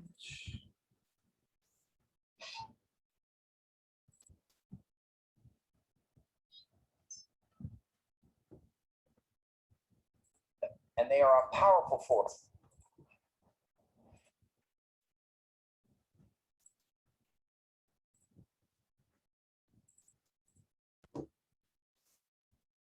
Emotions. We all have them, and they are a powerful force in our lives. In 1994, after extensive research with brain-damaged patients, Antonio Damasio publishes breakthrough findings that rational decision-making is impossible when devoid of emotion. He found that our brains are hardwired to engage a predetermined emotional response for every reaction we experience, thought we have, and decision we make. In short, emotions are at the very epicenter of what makes us distinctly human. The good news is that we can have a major influence on how we respond to our emotions, and in doing so, enhance our ability to work effectively with others, teams, and organizations. Great leaders not only manage themselves well, they are also able to harness the power of emotions to create significant connections with others and be positive influences on their teams and throughout their organizations. We call this leadership emotional intelligence, or LEQ. It is the product of applying emotional intelligence principles to the challenging work of leadership. Leaders need to attend to 4 key dimensions. First, self-awareness. Emotionally intelligent people are keenly aware of their emotions and embrace these as part of the human condition. Gaining a high degree of self-awareness often requires a willingness to experience the discomfort of focusing on the circumstances and triggers that initiate some of our most negative feelings. Leaders do this anyway. The second dimension is personal mastery. Emotionally intelligent people recognize that they do not need to be slaves to their emotions and have developed the ability to replace emotional patterns that do not serve them well with ones that do. In other words, through conscious choice and the creation of new thinking habits, we can actually rewire our brains. The third dimension is leadership connections. This process begins with the leader's ability to accurately perceive the emotions of others and understand how these play out in their reactions and behaviors. This is easier said than done. It's not just about being politely sensitive to others. It's getting firmly into their shoes and tightening up the laces. It means thinking as others think, feeling as others feel, even though you think and feel differently. A daunting but doable task. The good news is that even if we don't get it perfectly correct, others will usually reward us for the effort. But empathy is not enough. To create these profound connections, leaders need also to demonstrate their willingness to open up their personal agendas and commit to being of service to others. It really isn't all about you. The fourth dimension is influencing others. Your mood matters. And a leader's mood is particularly contagious. Leaders who are positive and upbeat inject energy and passion into their organizations. Leaders who are pessimistic and gloomy suck energy and passion out of their organization. Which one are you? Leadership, at its core, is an invitation to a future that is better than today. People willingly follow leaders who have a strong sense of optimism and inspire them to bring their very best to this endeavor. To grow and develop as a leader, we need to be able to grow and develop our emotional intelligence. For the leader, this involves 4 dimensions: personal awareness, self-mastery, leadership connections, and influencing others. Emotional intelligence. Here's how the whole thing works. We experience the world around us through our 5 senses. Sight, sound, taste, smell, and touch. And these generate minute electrical signals that course throughout our bodies, eventually entering our brains through a stem that sits on the top of our spinal cord. At this point, the signals are just a jumble of unprocessed electrical charges that need to be organized, sorted, weighted, and eventually responded to. The layout and wiring of our brains makes this the real challenge. The rational, intelligent part of our brains, the neocortex, is way up in our frontal lobe. This means that the electrical signals to get to the neocortex must travel through the limbic system that contains a little almond-shaped item called the amygdala. The amygdala is jammed full of emotional patterns that have been created from our memories, which it uses to create an emotional reaction to these signals before they can get up to the neocortex. While the neocortex is the source of our intellectual power, it is unable to stop an emotion from being formed and only has about 0.2 of a second to formulate a different reaction. Essentially, when a person's neocortex and amygdala are in good speaking terms, he or she is said to be emotionally intelligent. The better The two parts communicate, the higher the level of emotional intelligence.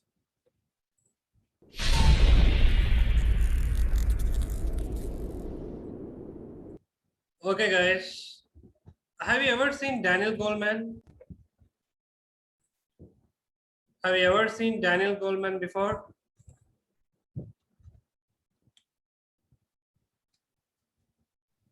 No. Okay, still he is living, and he is called the father of emotional intelligence. Okay, so let us go something, little bit informative. Okay, these are all introduction that you can easily go, can easily achieve the results. Okay, hold on a minute.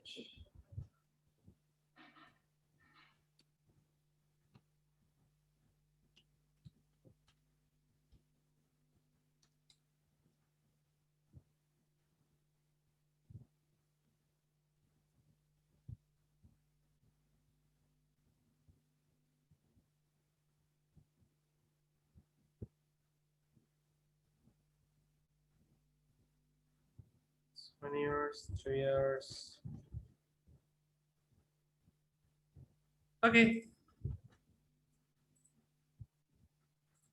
Just 2 minutes video for you guys to know more about Daniel Goleman.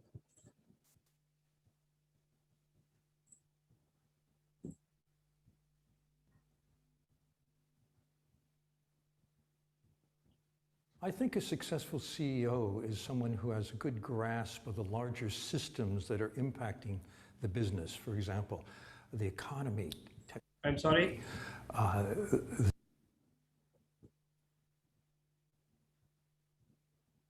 I think a successful CEO is someone who has a good grasp of the larger systems that are impacting the business. For example, the economy, technology, the environment, social change, culture trends, all of those, because that allows a CEO to determine what should our strategy be going forward. But once you have that strategy, you can only get there through people. So I'd say on the one hand, the effective CEO needs to have a good grasp of the forces that are driving your own company and its future. On the other hand, you have to be able to communicate that effectively, to persuade, to motivate. You need essentially the skills of emotional intelligence. Social intelligence matters immensely for leadership effectiveness because it taps into the part of the brain that empathizes and that relates to other people. And if you don't have that ability as a leader, if you're not able to sense how your leadership matters to other people, how what you say drives them this way or that, then you're going to have trouble. But if you're able to sense in the moment how you as a leader are affecting the people that you need to direct and guide, then you can be more successful. You know, empathy for a leader and on a team is absolutely crucial because if you think about the leader who has zero empathy, this is actually tends to be a boss everybody hates. And the reason is that the boss just gives orders, doesn't tune in to how people are reacting. We couldn't see the video. We could see only your assessments at times. We ought to see your assessment and video was not seen for a while.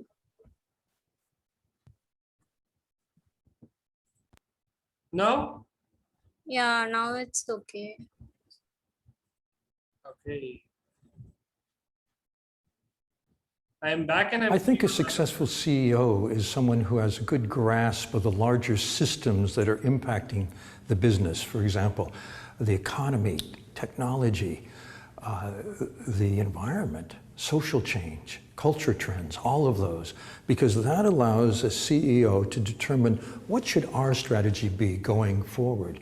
But once you have that strategy, you can only get there through people.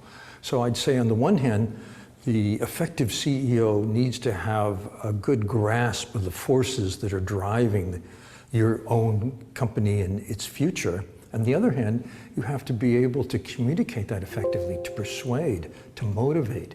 You need essentially the skills of emotional intelligence.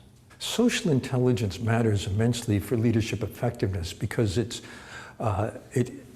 taps into the part of the brain that empathizes and that relates to other people. And if you don't have that ability as a leader, if you're not able to sense how your leadership matters to other people, how what you say drives them this way or that, then you're going to have trouble. But if you're able to sense in the moment how you as a leader are affecting the people that you need to direct and guide, then you can be more successful. You know, empathy for a leader and on a team is absolutely crucial because if you think about the leader who has zero empathy, this actually tends to be a boss everybody hates. And the reason is that the boss just gives orders, doesn't tune in to how people are reacting, doesn't understand how what they do and say impacts other people, and they go off the tracks.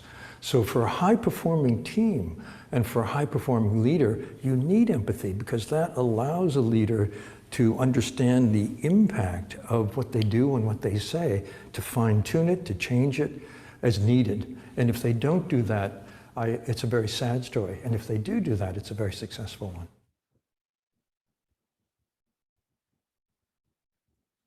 So he is the father of emotional intelligence, okay? So he is the one who came up with the concept emotional intelligence. From him, everyone started to work out.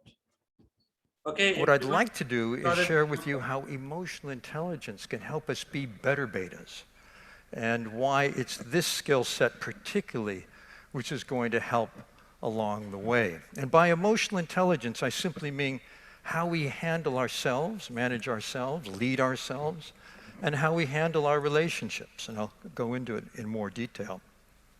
Interestingly, I spent yesterday morning with one of the big four banks here in Australia, the CEO, his direct reports, and his high potentials, the people that they saw as next generation for top leadership there. And they wanted to learn about emotional intelligence and leadership. The reason was that not only are each of those executives trying to improve themselves along these lines, but they see that by doing it together, they can bring the whole organization along, and by doing that, they can grow their business. It's actually a strategic decision. There are two kinds of strategy, you know. One is exploitation, and one is exploration. Exploitation was embodied by the co-CEOs of BlackBerry. Anybody here have a BlackBerry? Exactly my point. So they had a wonderful product for a long time. They were the first in the smartphone area. And in that space, they captured the market until something else started to happen. Smartphones were developed by Apple, by Samsung, and they didn't see it coming. They just kept developing their keyboard. In fact, in 2007, there was a small squib in what was then the major news magazine in America, Time magazine. It said, you know, there's a new word in the English language. The word is pizzled.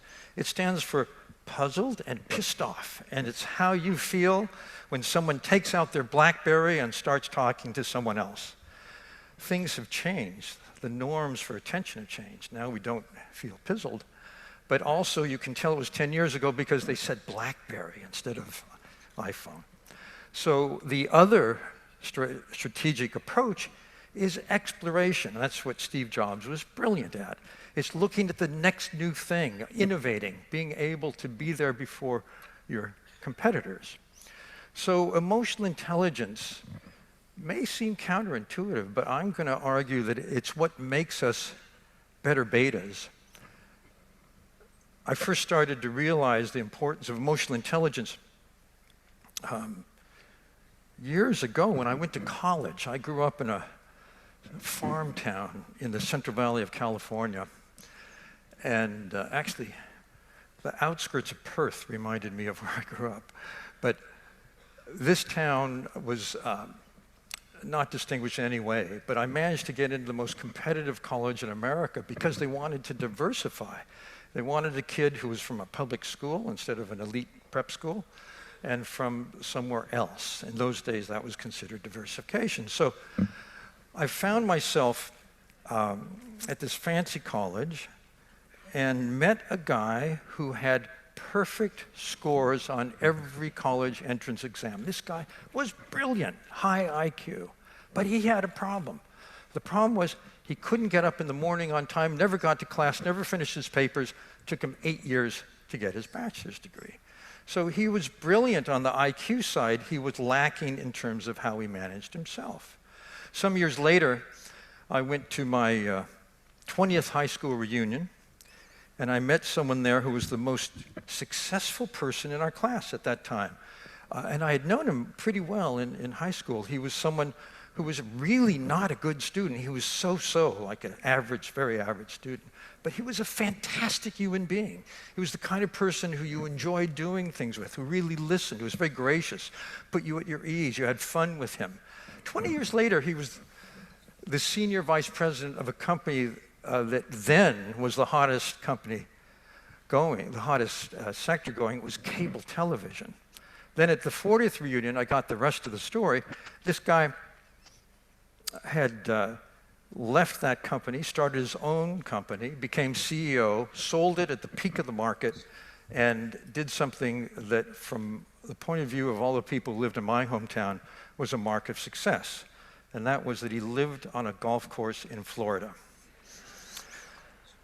So he had a lot of emotional intelligence, not much IQ. And that makes sense to me. I met recently the CEO of BlackRock. BlackRock is the world's largest investment company. It manages trillions of dollars. And he was puzzled. He said, "Can you explain why it is that I hire the best and the brightest from the very best schools or companies, and I still have a bell curve for performance? What's going on here?"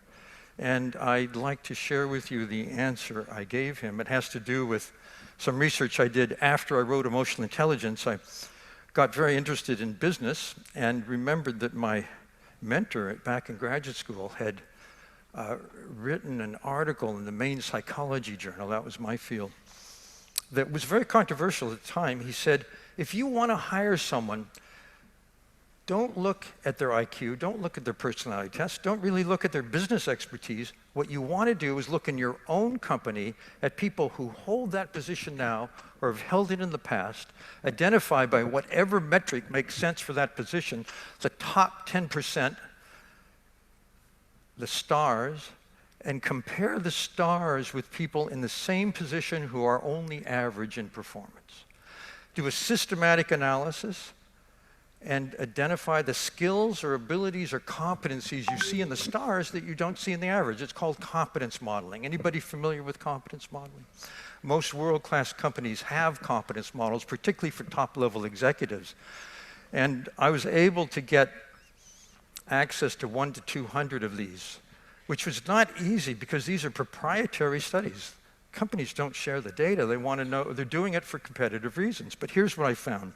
I aggregated the data, and I just looked at, this is the very back of the envelope, how many of those abilities the companies themselves independently have identified as distinguishing their stars. How many of those abilities are based on cognitive strengths, IQ and technical skills, or emotional intelligence, how we handle ourselves and our relationships. And what I found was that for jobs of all kinds, emotional intelligence is about twice as important. And it's twice as important in distinguishing that blue line at the bottom is what you learned in school, your technical skills, it's what everyone else has. Those are threshold competencies, what you need to get the job. But they don't tell you how you'll do once you're in the job. Will you be a star performer? Will you be a great team member? Will you become a leader? The higher you go in the organization, the more emotional intelligence matters. So for top-level jobs, C-suite jobs, for example, 80 to 90% of the competencies the companies themselves identify as distinguishing stars here are based on emotional intelligence. It makes sense because what you're doing at that point is not using your technical skills or whatever you've learned for that position in terms of cognitive abilities. What you're doing mostly is managing people. The art of leadership is getting work done well through other people.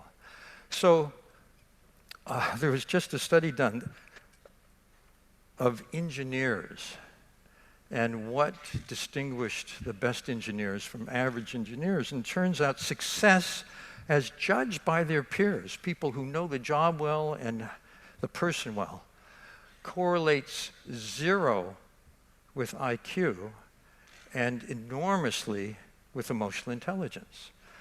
Why would that be? It's because there's a floor effect. To be an engineer, to be an MBA, to be a professional of any kind, you need an IQ about a standard deviation above the norm, above 100. You need to be 115 or better. The floor effect is once you are in that role, everyone else is as smart as you are. So IQ drops away as a predictor of success. Emotional intelligence remains. This one ability here in the top level jobs that's based on cognitive abilities is very telling. It's big picture thinking, pattern recognition, understanding how a change here in a complex system is going to ramify over there, or how a decision made today will matter in 5 years or 10 years. This allows you to identify your strategy. But once you have your strategy, you can only get there through your people. You have to do what? You have to communicate, persuade, listen, dialogue, inspire, motivate, and all of those are emotional intelligence skills. Got it? So now you got the insight, right? Now you got insight how this emotional intelligence is, okay, very powerful.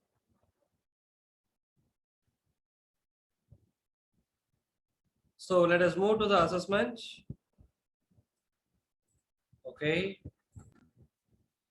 So guys, this is your score. Okay, first one is Anjali. Are you able to view the screen? Yes, sir. Siji, Anjali, Siji, and Shatish is here. Okay, and Shatish is here, I believe, based on your email ID. Okay, and I'm sorry.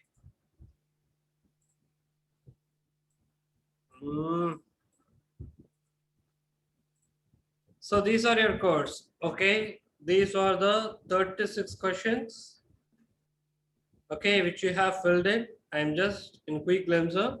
So I have changed, or I have modified into patterns based on the research. So this is your score. This is what you want. So first one is Anjali, Siji, Sak, and Shatish over here. Commanding style is negative.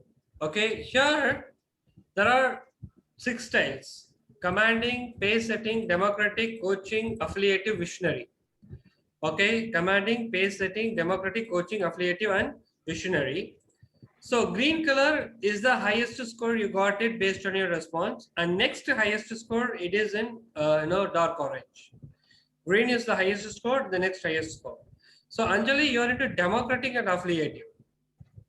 Okay, democratic and affiliative means that, okay, you give freedom to the people to take their own decision. Am I right? Yes. Okay, you bring people, like, before you make a decision, you will ask for opinion. Okay. Yeah. And Siji, you are visionary.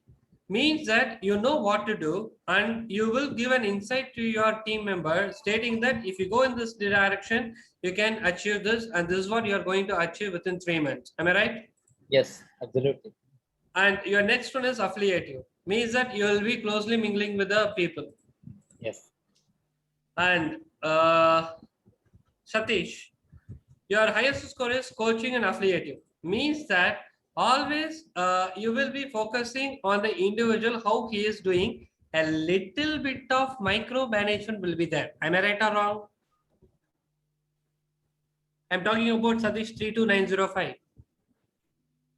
A little bit of micromanagement. At times you go and check whether they are doing it right or wrong. Correct? It's not audible. I couldn't hear you. Okay. The last one, Satish, you are democratic and visionary. Very simple. You are a cool-headed person and you know what stuff to be done. You will say the people, this is what you need to do. This is how you will analyze the result. You will get the result. You will leave them. End of the day, you will ask one question. What is the productivity? If it is good productive, appreciate and go. If not, give them the direction. Next day you follow up. Continuous chances, they will get terminated or else they will be very happy living with you. Am I right or wrong?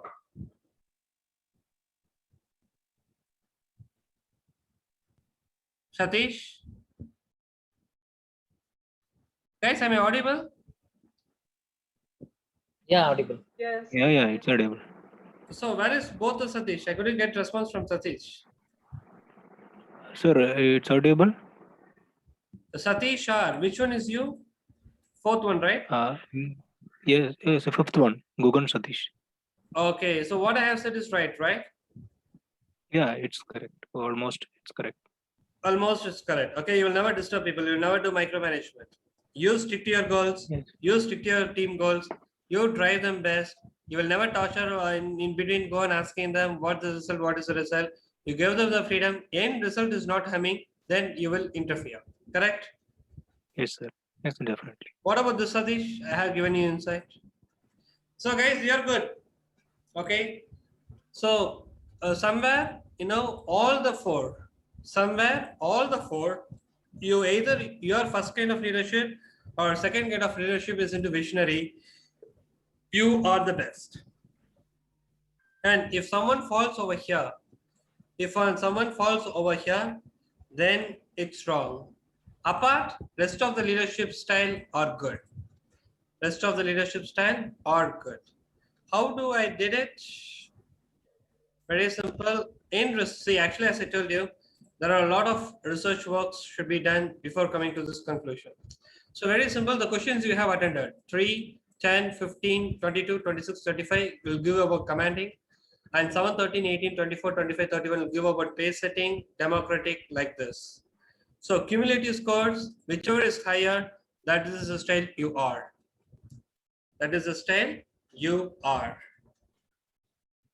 Okay. So guys, you have known about your leadership style. You know what leadership style you fit in, and you have got your emotional intelligence score where you need to concentrate, mingle together, succeed in your life in best. Mingle together, succeed your life in best. Right now, we'll go with question and answer session. Whatever doubts you have, just ask me, I'll give you. And within 10 minutes, we will wind up today. And please be louder. I don't have a headphone with me, so I might, have your volume in low. Sir, it's audible. Yeah, Satish. Yes, sir. In workplaces, some people having positive motivated. Some people they are working on negative motivated. So how we have to neutralize it and get much more productivity. So that's my. Yeah. See, positive motivators, leave it. Don't disturb them. Okay, positive motivators, don't disturb them. Even though you scold them, they do have their own self-confidence. They know their self-esteem. They know who they are, and they will motivate themselves. They'll come up. Whereas the negative motivators, you need to influence them. Try to analyze why they are thinking like that. And understand what is the negative factors drives them. What is the negative factor drives them? Okay, and try to move that negative factor to positive factor. For that, you cannot do as a whole because you are in a leadership position. The trust factor should be enormously high in order to trust you. So you need to make the positive people to mingle with the negative one. But you need to highly ensure that these positives should not go in the drive with negative. So you can talk to positive personally, requesting their help to change the person negative to positive, and be very cautious that they are not driving them back to negative. They are not driving them back to negative. Okay, clear? So this is one way, or either you directly influence, change the negative factor, or make a friend of positive to a negative, so that he, because of his interaction, because of his trust, he might change into positive. But ensure that he should not reverse, vice versa, negative to the negative. Okay. Okay, sir. Thank you. Thank you for your wonderful session. Yeah, great. Any other questions? Sir, from your suggestion, how we have to practice in day-to-day life emotional intelligence in day-to-day life practice? So your suggestion, anything? Okay, stay positive always. Stay positive always. That will leads to bring a greater emotional intelligence, and try to analyze what are the human feelings. Till now we are into rational brain, and more into rational brain will also hurt our process. So empathy, sympathy, these factors you need to go with. So listen to a lot of motivational videos. Okay, and if you are regional, there will be a lot of good speakers. Okay, they will tune you fine how we need to understand people. In Tamil Nadu, Bharati Bhaskar, Raja, or a few other Jnana Sambandham, and there are a few great motivational book readers, writers who tend to be Sugi Sivam. Okay, Sugi Sivam is a good friend of mine. Raja is good, and I have inaugurated this organization having Raja. I will share you the link with my team members. Okay, so Raja is the one who inaugurated my company recently. I know Bharati Bhaskar, I know Jnana Sambandham, and there is Mohan Sundaram, who always what to say, he make fun of wife, okay, married life. Yes. Okay, at times he'll get caught into it. So these people, Sundays or other, or most of the time, they'll give you positive insight how you need to make yourself positive. Okay, try to listen to that videos. Okay, so that while having relationship or while you're talking to the people, you know what are the positive sense, because there is a vibration will be happening. Okay, that is true that if you are being into negative vibration, you'll be negative. If you are into positive vibration, you'll be always positive. So fine tune yourself. Okay, attract more positive energy. Find out the positive in that people, always motivate them with a positive message. Sure, you can improve your emotional intelligence. Any other? Sir, at workplace, I'm very good in controlling my emotions. But at the same time, in personal life with my parents or my wife, I get very easily short-tempered. Everyone, see, that is the nature, that is the rule of the world. That's why I told you, in office, okay, you're mostly using rational brain. If something goes wrong, you just pinpoint them, or you just say that this is how it is got wrong, this is the corrections you need to go. Whereas in family, you put your emotions, okay, you trust them. Office or family is the first, because there lies the emotional intelligence. They are the one who loves you. They are the one who motivates you truly. Okay, VIP movie, okay, in Tamil. Okay, I don't know how many of them have seen it. Okay, it says that, life will be gone. You lost one job, you move to the next. If you lost that job, you will move to the next. Okay, if you get scolding in the office, it will be till where you are in office. While you move home, you have your family. They will motivate you. So emotions highly present in family, whereas what will happen? Conflict will happen. Even Big Boss, they knew that they are going to be out after 1 or 2 days or 120 days, and they're having fight inside. They are being a family. So family comes in, emotion plays a vital role. There is no time constraint for family. Even if you don't like the office, 1 month notice period, you move on. But you don't like family, will you say that within 1 month I will move to the next family? No, you will fight for it. There is a need for fight. There is need for conflict. You will resolve it through a fight or through happiness. Okay, whereas company, you are not liking it, you'll move on to the next, to the next, to the next until you get satisfied. But family, you cannot move on, right? So there comes a fight. You will fight for, something like you want to, get things done, and they will fight if it is right, or based on the point of view, you will fight. Okay, you say it's right, they say it's right. So that is where the conflict comes in. Okay, from their point of view, it's 6. From your point of view, it is 9, digit 9, and their point of view, if you put a 9, you stand in front, it is 9. Opposite direction, it is 6. So both the ways it's right. So again, emotions. Okay, you need to know where you need to place your stuff and where you need to leave it, and later part you can achieve it. Okay. Okay. Always you need to find out for win-win situation. Always you need to find out for win-win situation. Okay. Great. Any other doubt?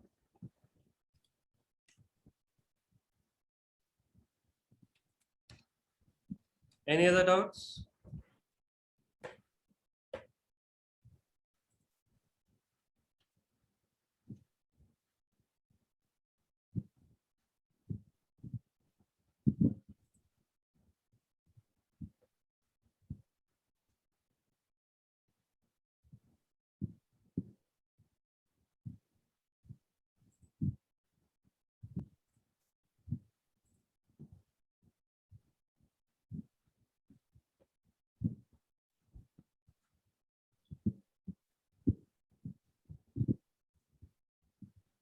If you have any doubts, please kindly ask.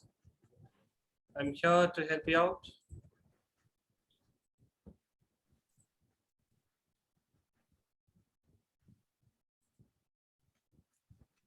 Or any thought process you want to share? Any thought process you want to share?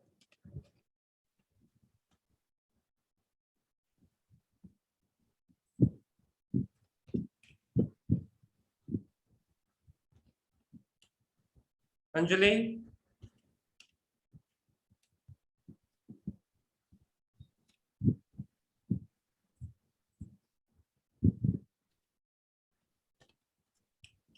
Okay, Satish K, Satish R, Satish, both of you. Yes, sir. Good evening, sir. Sorry, sir? Yeah, it's good evening, sir. Am I audible? Yeah, good. Please go ahead. Yes, sir. Today session is wonderful.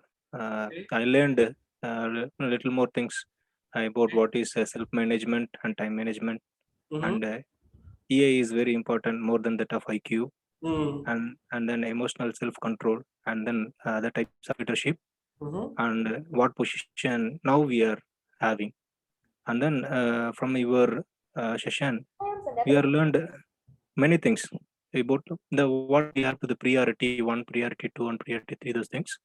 So such a very useful session. So thanks for your resources. That's also, thank you very much for your Yeah, great. And before moving to the video, okay, the last video I'm going to play, please everyone go to the chat window.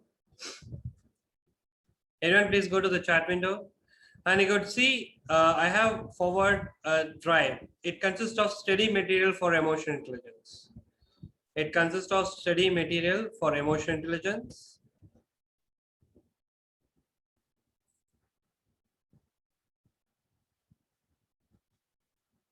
Change. With roadmaps in Jira software, quickly adapt and adjust. Before moving to the video, just open and look into the folder. Open and look into the folder.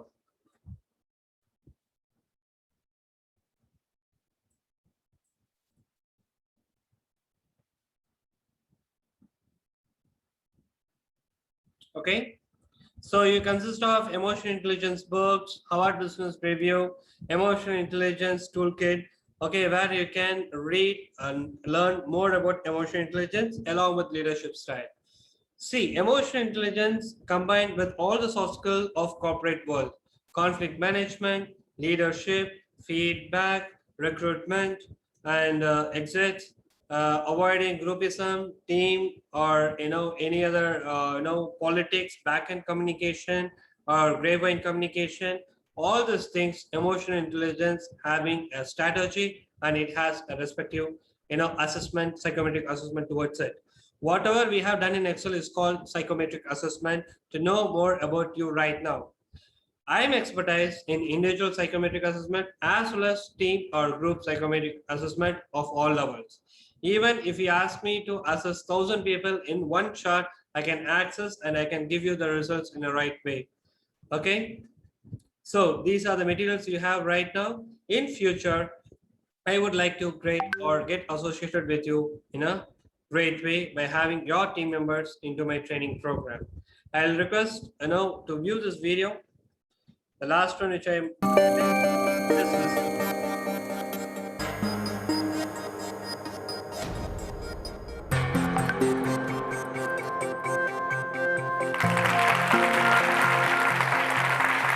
I'm here today to talk to you about emotional intelligence. And this is very funny because I used to be a super rational businesswoman. But this was, until a moment in my life, an amazing moment in my life. A moment that I call the fried egg moment. Yes, I was working really hard for several years in a row. I was working days and nights, and I was working the weekends also. So I decided to take 4 days to go for Christmas with my children to the mountains. And this was for me a real Sir? gift Yeah? because We I couldn't was see the divorced video. since they were very little babies. We couldn't see the video. So they were always with the Your backend work is seen. I'm just working on my feedback. Yeah. We could see files.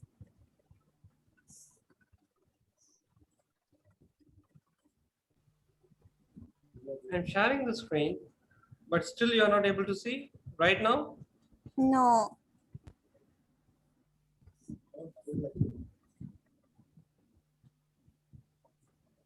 That's in the Zoom setting. We can say able to see?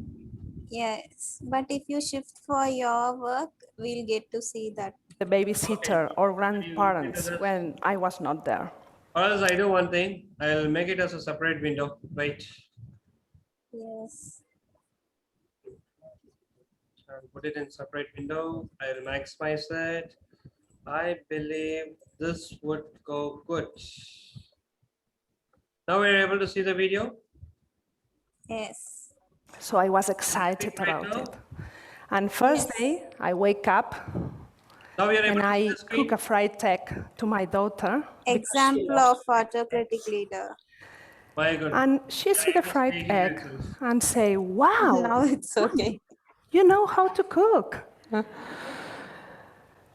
Well, of course, I know how to cook. Why do you say that?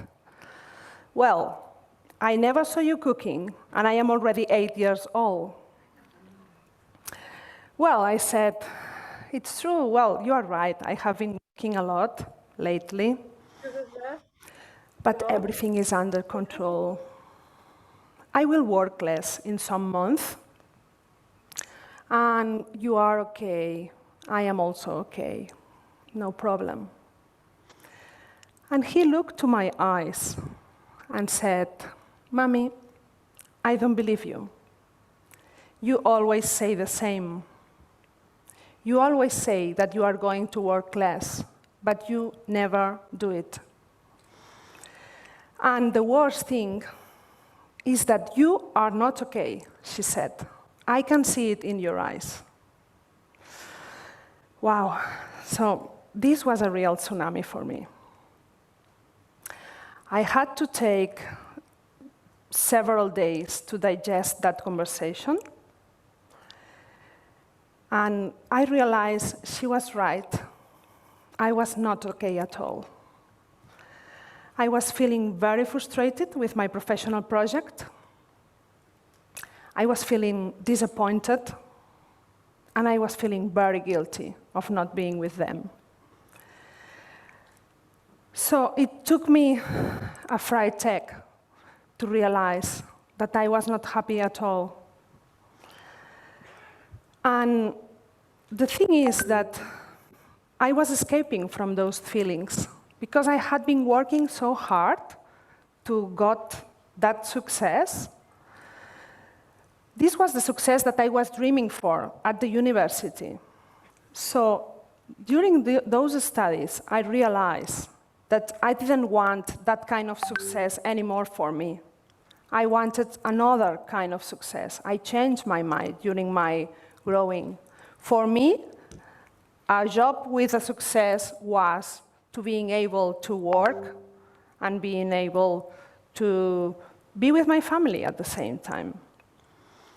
So when I could, I decided to sell my shares on that business and left the business. And I decided to found my own business dedicated to develop emotional intelligence in the organizations. So this was just 3 years ago. When I did that, a very good friend of mine and CEO of a large multinational company said to me, "I'm sorry to tell you, Gemma, but emotional intelligence is an old concept. Daniel Goleman wrote his famous book more than 20 years ago. We all know about that. What are you going to do?" And I said, "Well, okay. Thank you for your feedback. Well, did you read the book?" "Yes," he said. I read it. "Well, then tell me, how do you manage emotions within your team?" Well, maybe I will make an easier question. Which is your goal this year? What is your goal this year? And he said, "Well, I have to increase turnover by 20%. "Good.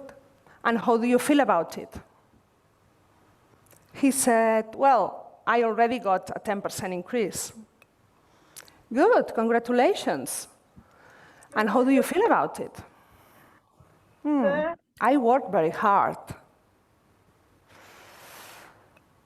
"And how do you feel about it?" He said, "Why do you keep asking me this question? I don't understand." "Well, I ask you this question because this is the key question. If you don't manage the feelings that you have with your goal, you are losing the opportunity to understand better what you want. Your feelings may be an energizer and may help you to get your goal, or maybe slowing you down. If you don't look at them, wow." So coming back to my first question that he didn't know how to answer, how are we going to manage the energy of a team if we don't know how do they feel about goals, about new challenges, or about new colleagues? For me, managing a team without understanding its emotions is like managing a car without license. In the past, the leader was the one deciding the direction, and all the people were following, all the teams were following. This is not like that anymore. Leadership is more about creating the connections, creating the relations. So you need to be able to manage emotions on this new kind of environment. So, okay, how do you put all this in practice? How do we bring the theory of emotional intelligence into our offices? We all read the book, okay, but let's put this in practice. So, my approach is, first, create a routine to connect with your own emotions. So there's plenty of ways to do that. I'm going to share what I do. Of course, I talk about emotions now, and I share my emotions with people that I trust. And I know this is not easy. You need to be very brave to share emotions, because when you open your heart, you really feel something in your body like, wow, you feel something uncomfortable. Or you may want to cry or whatever, you feel something that you don't control. So this is why we just block emotions. And this is very dangerous because we don't let the emotion to transform. So talking about our emotions, we get our brain to digest them and we let the emotion pass and transform itself. So once you have connected with your emotion, of course, accept it.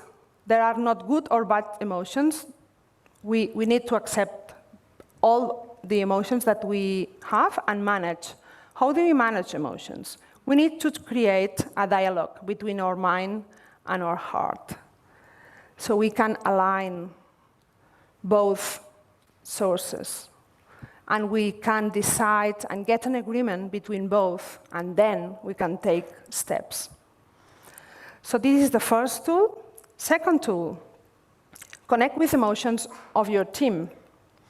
Some people have this ability like naturally, they are empathetic, but some others don't. But the good news is that we can learn to do that. We can learn how to listen better. We can learn how to be present in a conversation. And we can learn how to create spaces to share non-professional matters. When we talk with our team about our personal life, we understand better each other, and we get the connection. So probably we will solve conflicts better if we know the other person also from that approach. And finally, body language is very important. Why we all understand and use emojis in our telephones? Yeah, we do it so easily, and we love to share those faces because they really connect us with the emotion. But when we have a person in front of us, we are not able to read the emotion of that person. Why is that like that? Can we put our limbic brain on, please, and be aware of the body language, of the expression of that person? And being present is much, much easier to get that. So if you can connect with the emotions of your team, you will be able to respect and also manage those emotions, like guiding them to share it with you, guiding them to find new perspective, and empower them to do that. So the last tool I share with you today is create an environment for improvement and growth. Once you connect with your emotion and the emotions of your team, create an environment so you can flow. Use mistakes as learnings. Don't use the mistake to find the guilty person. Then also create a routine for group feedback. Why do we do evaluations only in one direction? From the leader to the member, and if we are lucky, maybe we have evaluation down to the top. But no, let's open it up.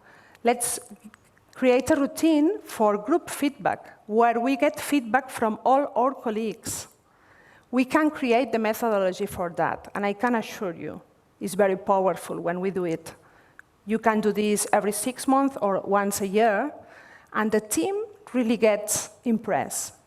Because when you receive feedback from one person asking you to change something, you say, well, maybe he's wrong. But when you receive feedback from all the group, and all your colleagues are telling you the same, then you think, well, maybe I need to move on, and I need to change something, and we all can improve. So this is a great tool for group improvement. Also, embrace diversity. I love diversity. I mean, differences trigger our emotions and push us to grow. So let's create teams and organizations with diversity. So we will all learn about that.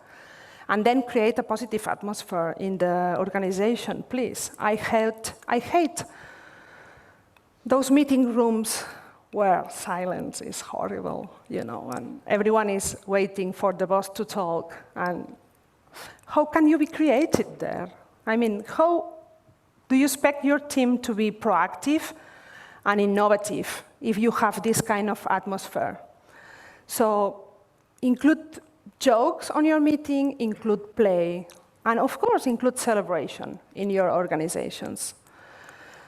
So I share with you these 3 tools, and it's true, this is not so easy. Of course, this is a journey. But what if you try to include those strategies in your day-to-day in your organization and review the outcome after 1 year? You'll realize that you will become a real powerful leader. You will be able to go faster because you will have all your team aligned between what they feel and what they do. You will be able to manage change and the feelings that we got from change. You will be able to manage conflict creatively also. So you will be able to move your team from a competition area to a collaboration area. So let's imagine that. Let's imagine that. You may have a productive team, but also a happy group of people working together. Because when you develop emotional intelligence in your teams, they will realize that they get tools also for their personal life. And this is what I felt when I began to study emotional intelligence. Don't we all want that? Don't we all want to understand better each other? We really can have a life on black on white, or we can have a life in color. So don't lose your time.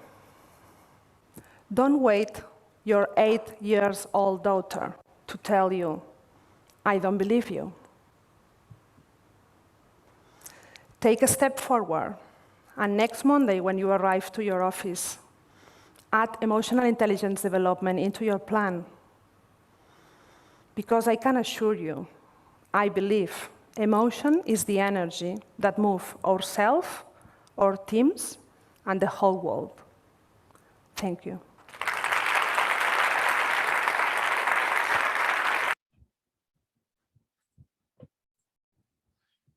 So team, I believe you got a clarity.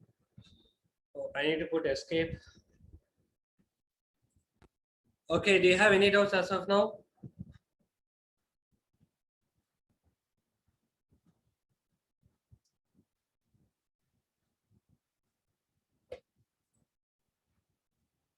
Do you have any doubts?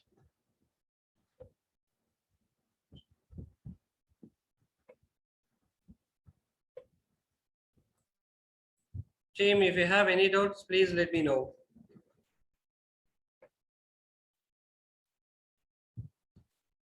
So I'm working on my feedback, just a few questions.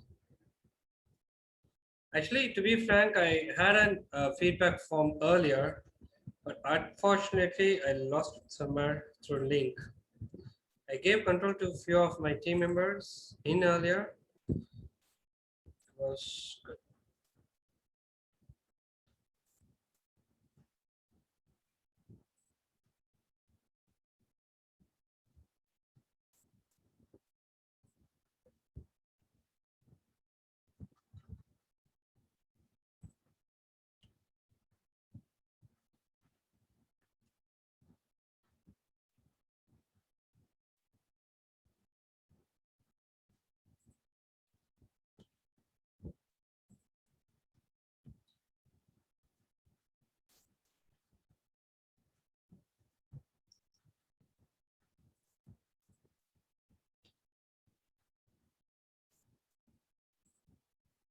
Okay, we can wind up the session another 2 minutes. Okay, if you need anything, you can approach me at any time. You can note down my number. Okay.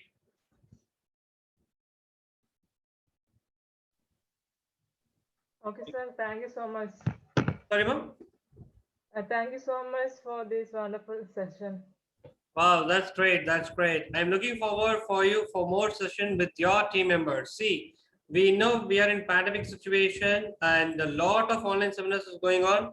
Actually, the course, what I have done is for 2 days and it cost around, to be frank, 4,800 per head. Why I have done it for very low cost, cheap rate is that most of them are offering during this pandemic situation as a part of service. And whatever the cost involved over here in this, a part will be going to the needy people. Okay. So thing is that once everything goes right, I need you people to come back to me and requesting for, or if I'm approaching in sense, you'll be coming back or you'll be stating that I'm a good trainer so that we can go ahead. So guys, everyone please look into the link which I shared in the chat window.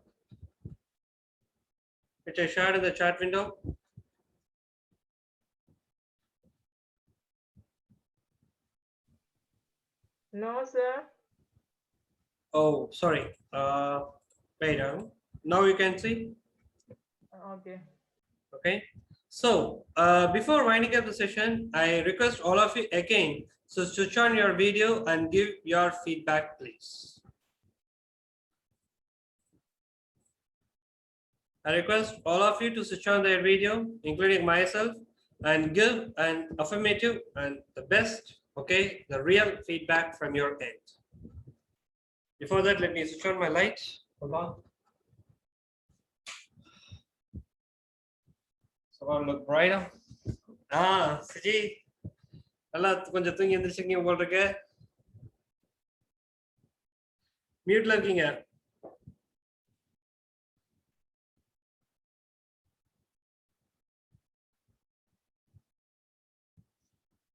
You're in mute, Suji. And Satish or Anjali, could you please turn on your video and please provide your feedback. Short and sweet, we can close it for. And Satish, you're from Netafor. Wow. I'm sorry, I didn't get introduction from you. Am I right? You're in mute, Satish. Yeah, it's okay. Sir, no, Satish, not Satish, Satish. Yes. Wow, you are located in? I'm based in Pune. You're based in Pune, that's great. So your regional head, sorry, South Indian head, Mr. Saravanan is there for you, right? Yes. He suggested me, yes. Okay, I know him. I have done one training session. He's a good friend of mine too, but he is a little bit elder person. Okay, guys, your open feedback, please. Anyone can start. Let's start with Satish itself. Yeah. So, thank you, sir. Thank you for your valuable session. It really give great insights to me and I think team as well. I think this information or this knowledge we can incorporate in our day-to-day life, in our office, in our house, with our beloved wives. Wife, not wives. Yeah. Plural. Okay, the word itself. Okay, even sometimes I used to miss. Okay, I'm sharing my love with my beloved wives. What is the person with good grammar? They'll say, "What voice?" No. Singular. But I think this time you have made very small, less jokes on wife. Anyway, thanks again, all the great session, and all teammates, all the best, and thank you, sir. Thank you very much. Thank you, Satish. And over to Satish R. Good evening. Good evening to one and all. Let's see, one of the impressive thing is, so we have to get positive energy from our past when we are recognized. So the thing is very much I'm impressed. And then the emotional intelligence is the positive energy. So how we have to utilize in future. So in the result, maybe when we are practicing much more well. So such a wonderful opportunity given to me. So and thank you very much to you and then resource persons. That's all from me, sir. Thank you. Thank you, Satish. Siji? Actually, Priya Rajendran, a LinkedIn connection, has asked me to join this webinar. Wow. I just told her, just to support you, I will just attend this. This is frankly what I said, because I don't know whether it will be useful for me or not. What she said is, you just attend, it will be 100% useful for you. But after starting now, after completing 5 or 10 minutes, then I thought, yes, it's something different, not like all the webinars which we normally used to attend. I was in the insurance field for past 3 years. There we used to attend so many webinars, and everything will be of the same thing. This is totally different, and it helps me to at least understand my condition, where I stand in my emotional intelligence, and what are the ways how can I improve it. And so thank you very much, sir. I'm looking forward to attend more such type of webinars in future. Thank you very much, and thank you to Priya also. Okay, Priya is here. I think she is in mute. Okay, Thank you, CG. Yeah, thank you. Welcome. Okay, so over to Anjali. Yes, sir. Thank you so much for a wonderful session. Actually, I thought, I don't have EI before this because I used to cry very easily. Means when I get Anjali, if you switch on the video, it will be great, ma'am. Oh my God. Yeah, before that I thought I'm lacking EI, but after this session, okay, I get to know me better. So thank you so much for that.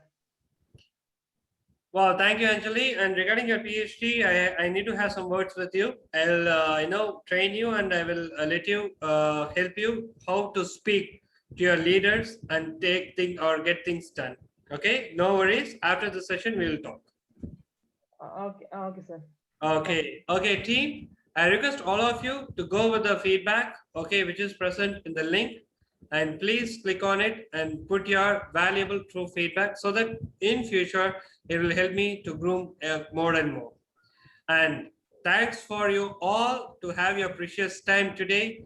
And we are writing the session right away. Thank you for your precious time.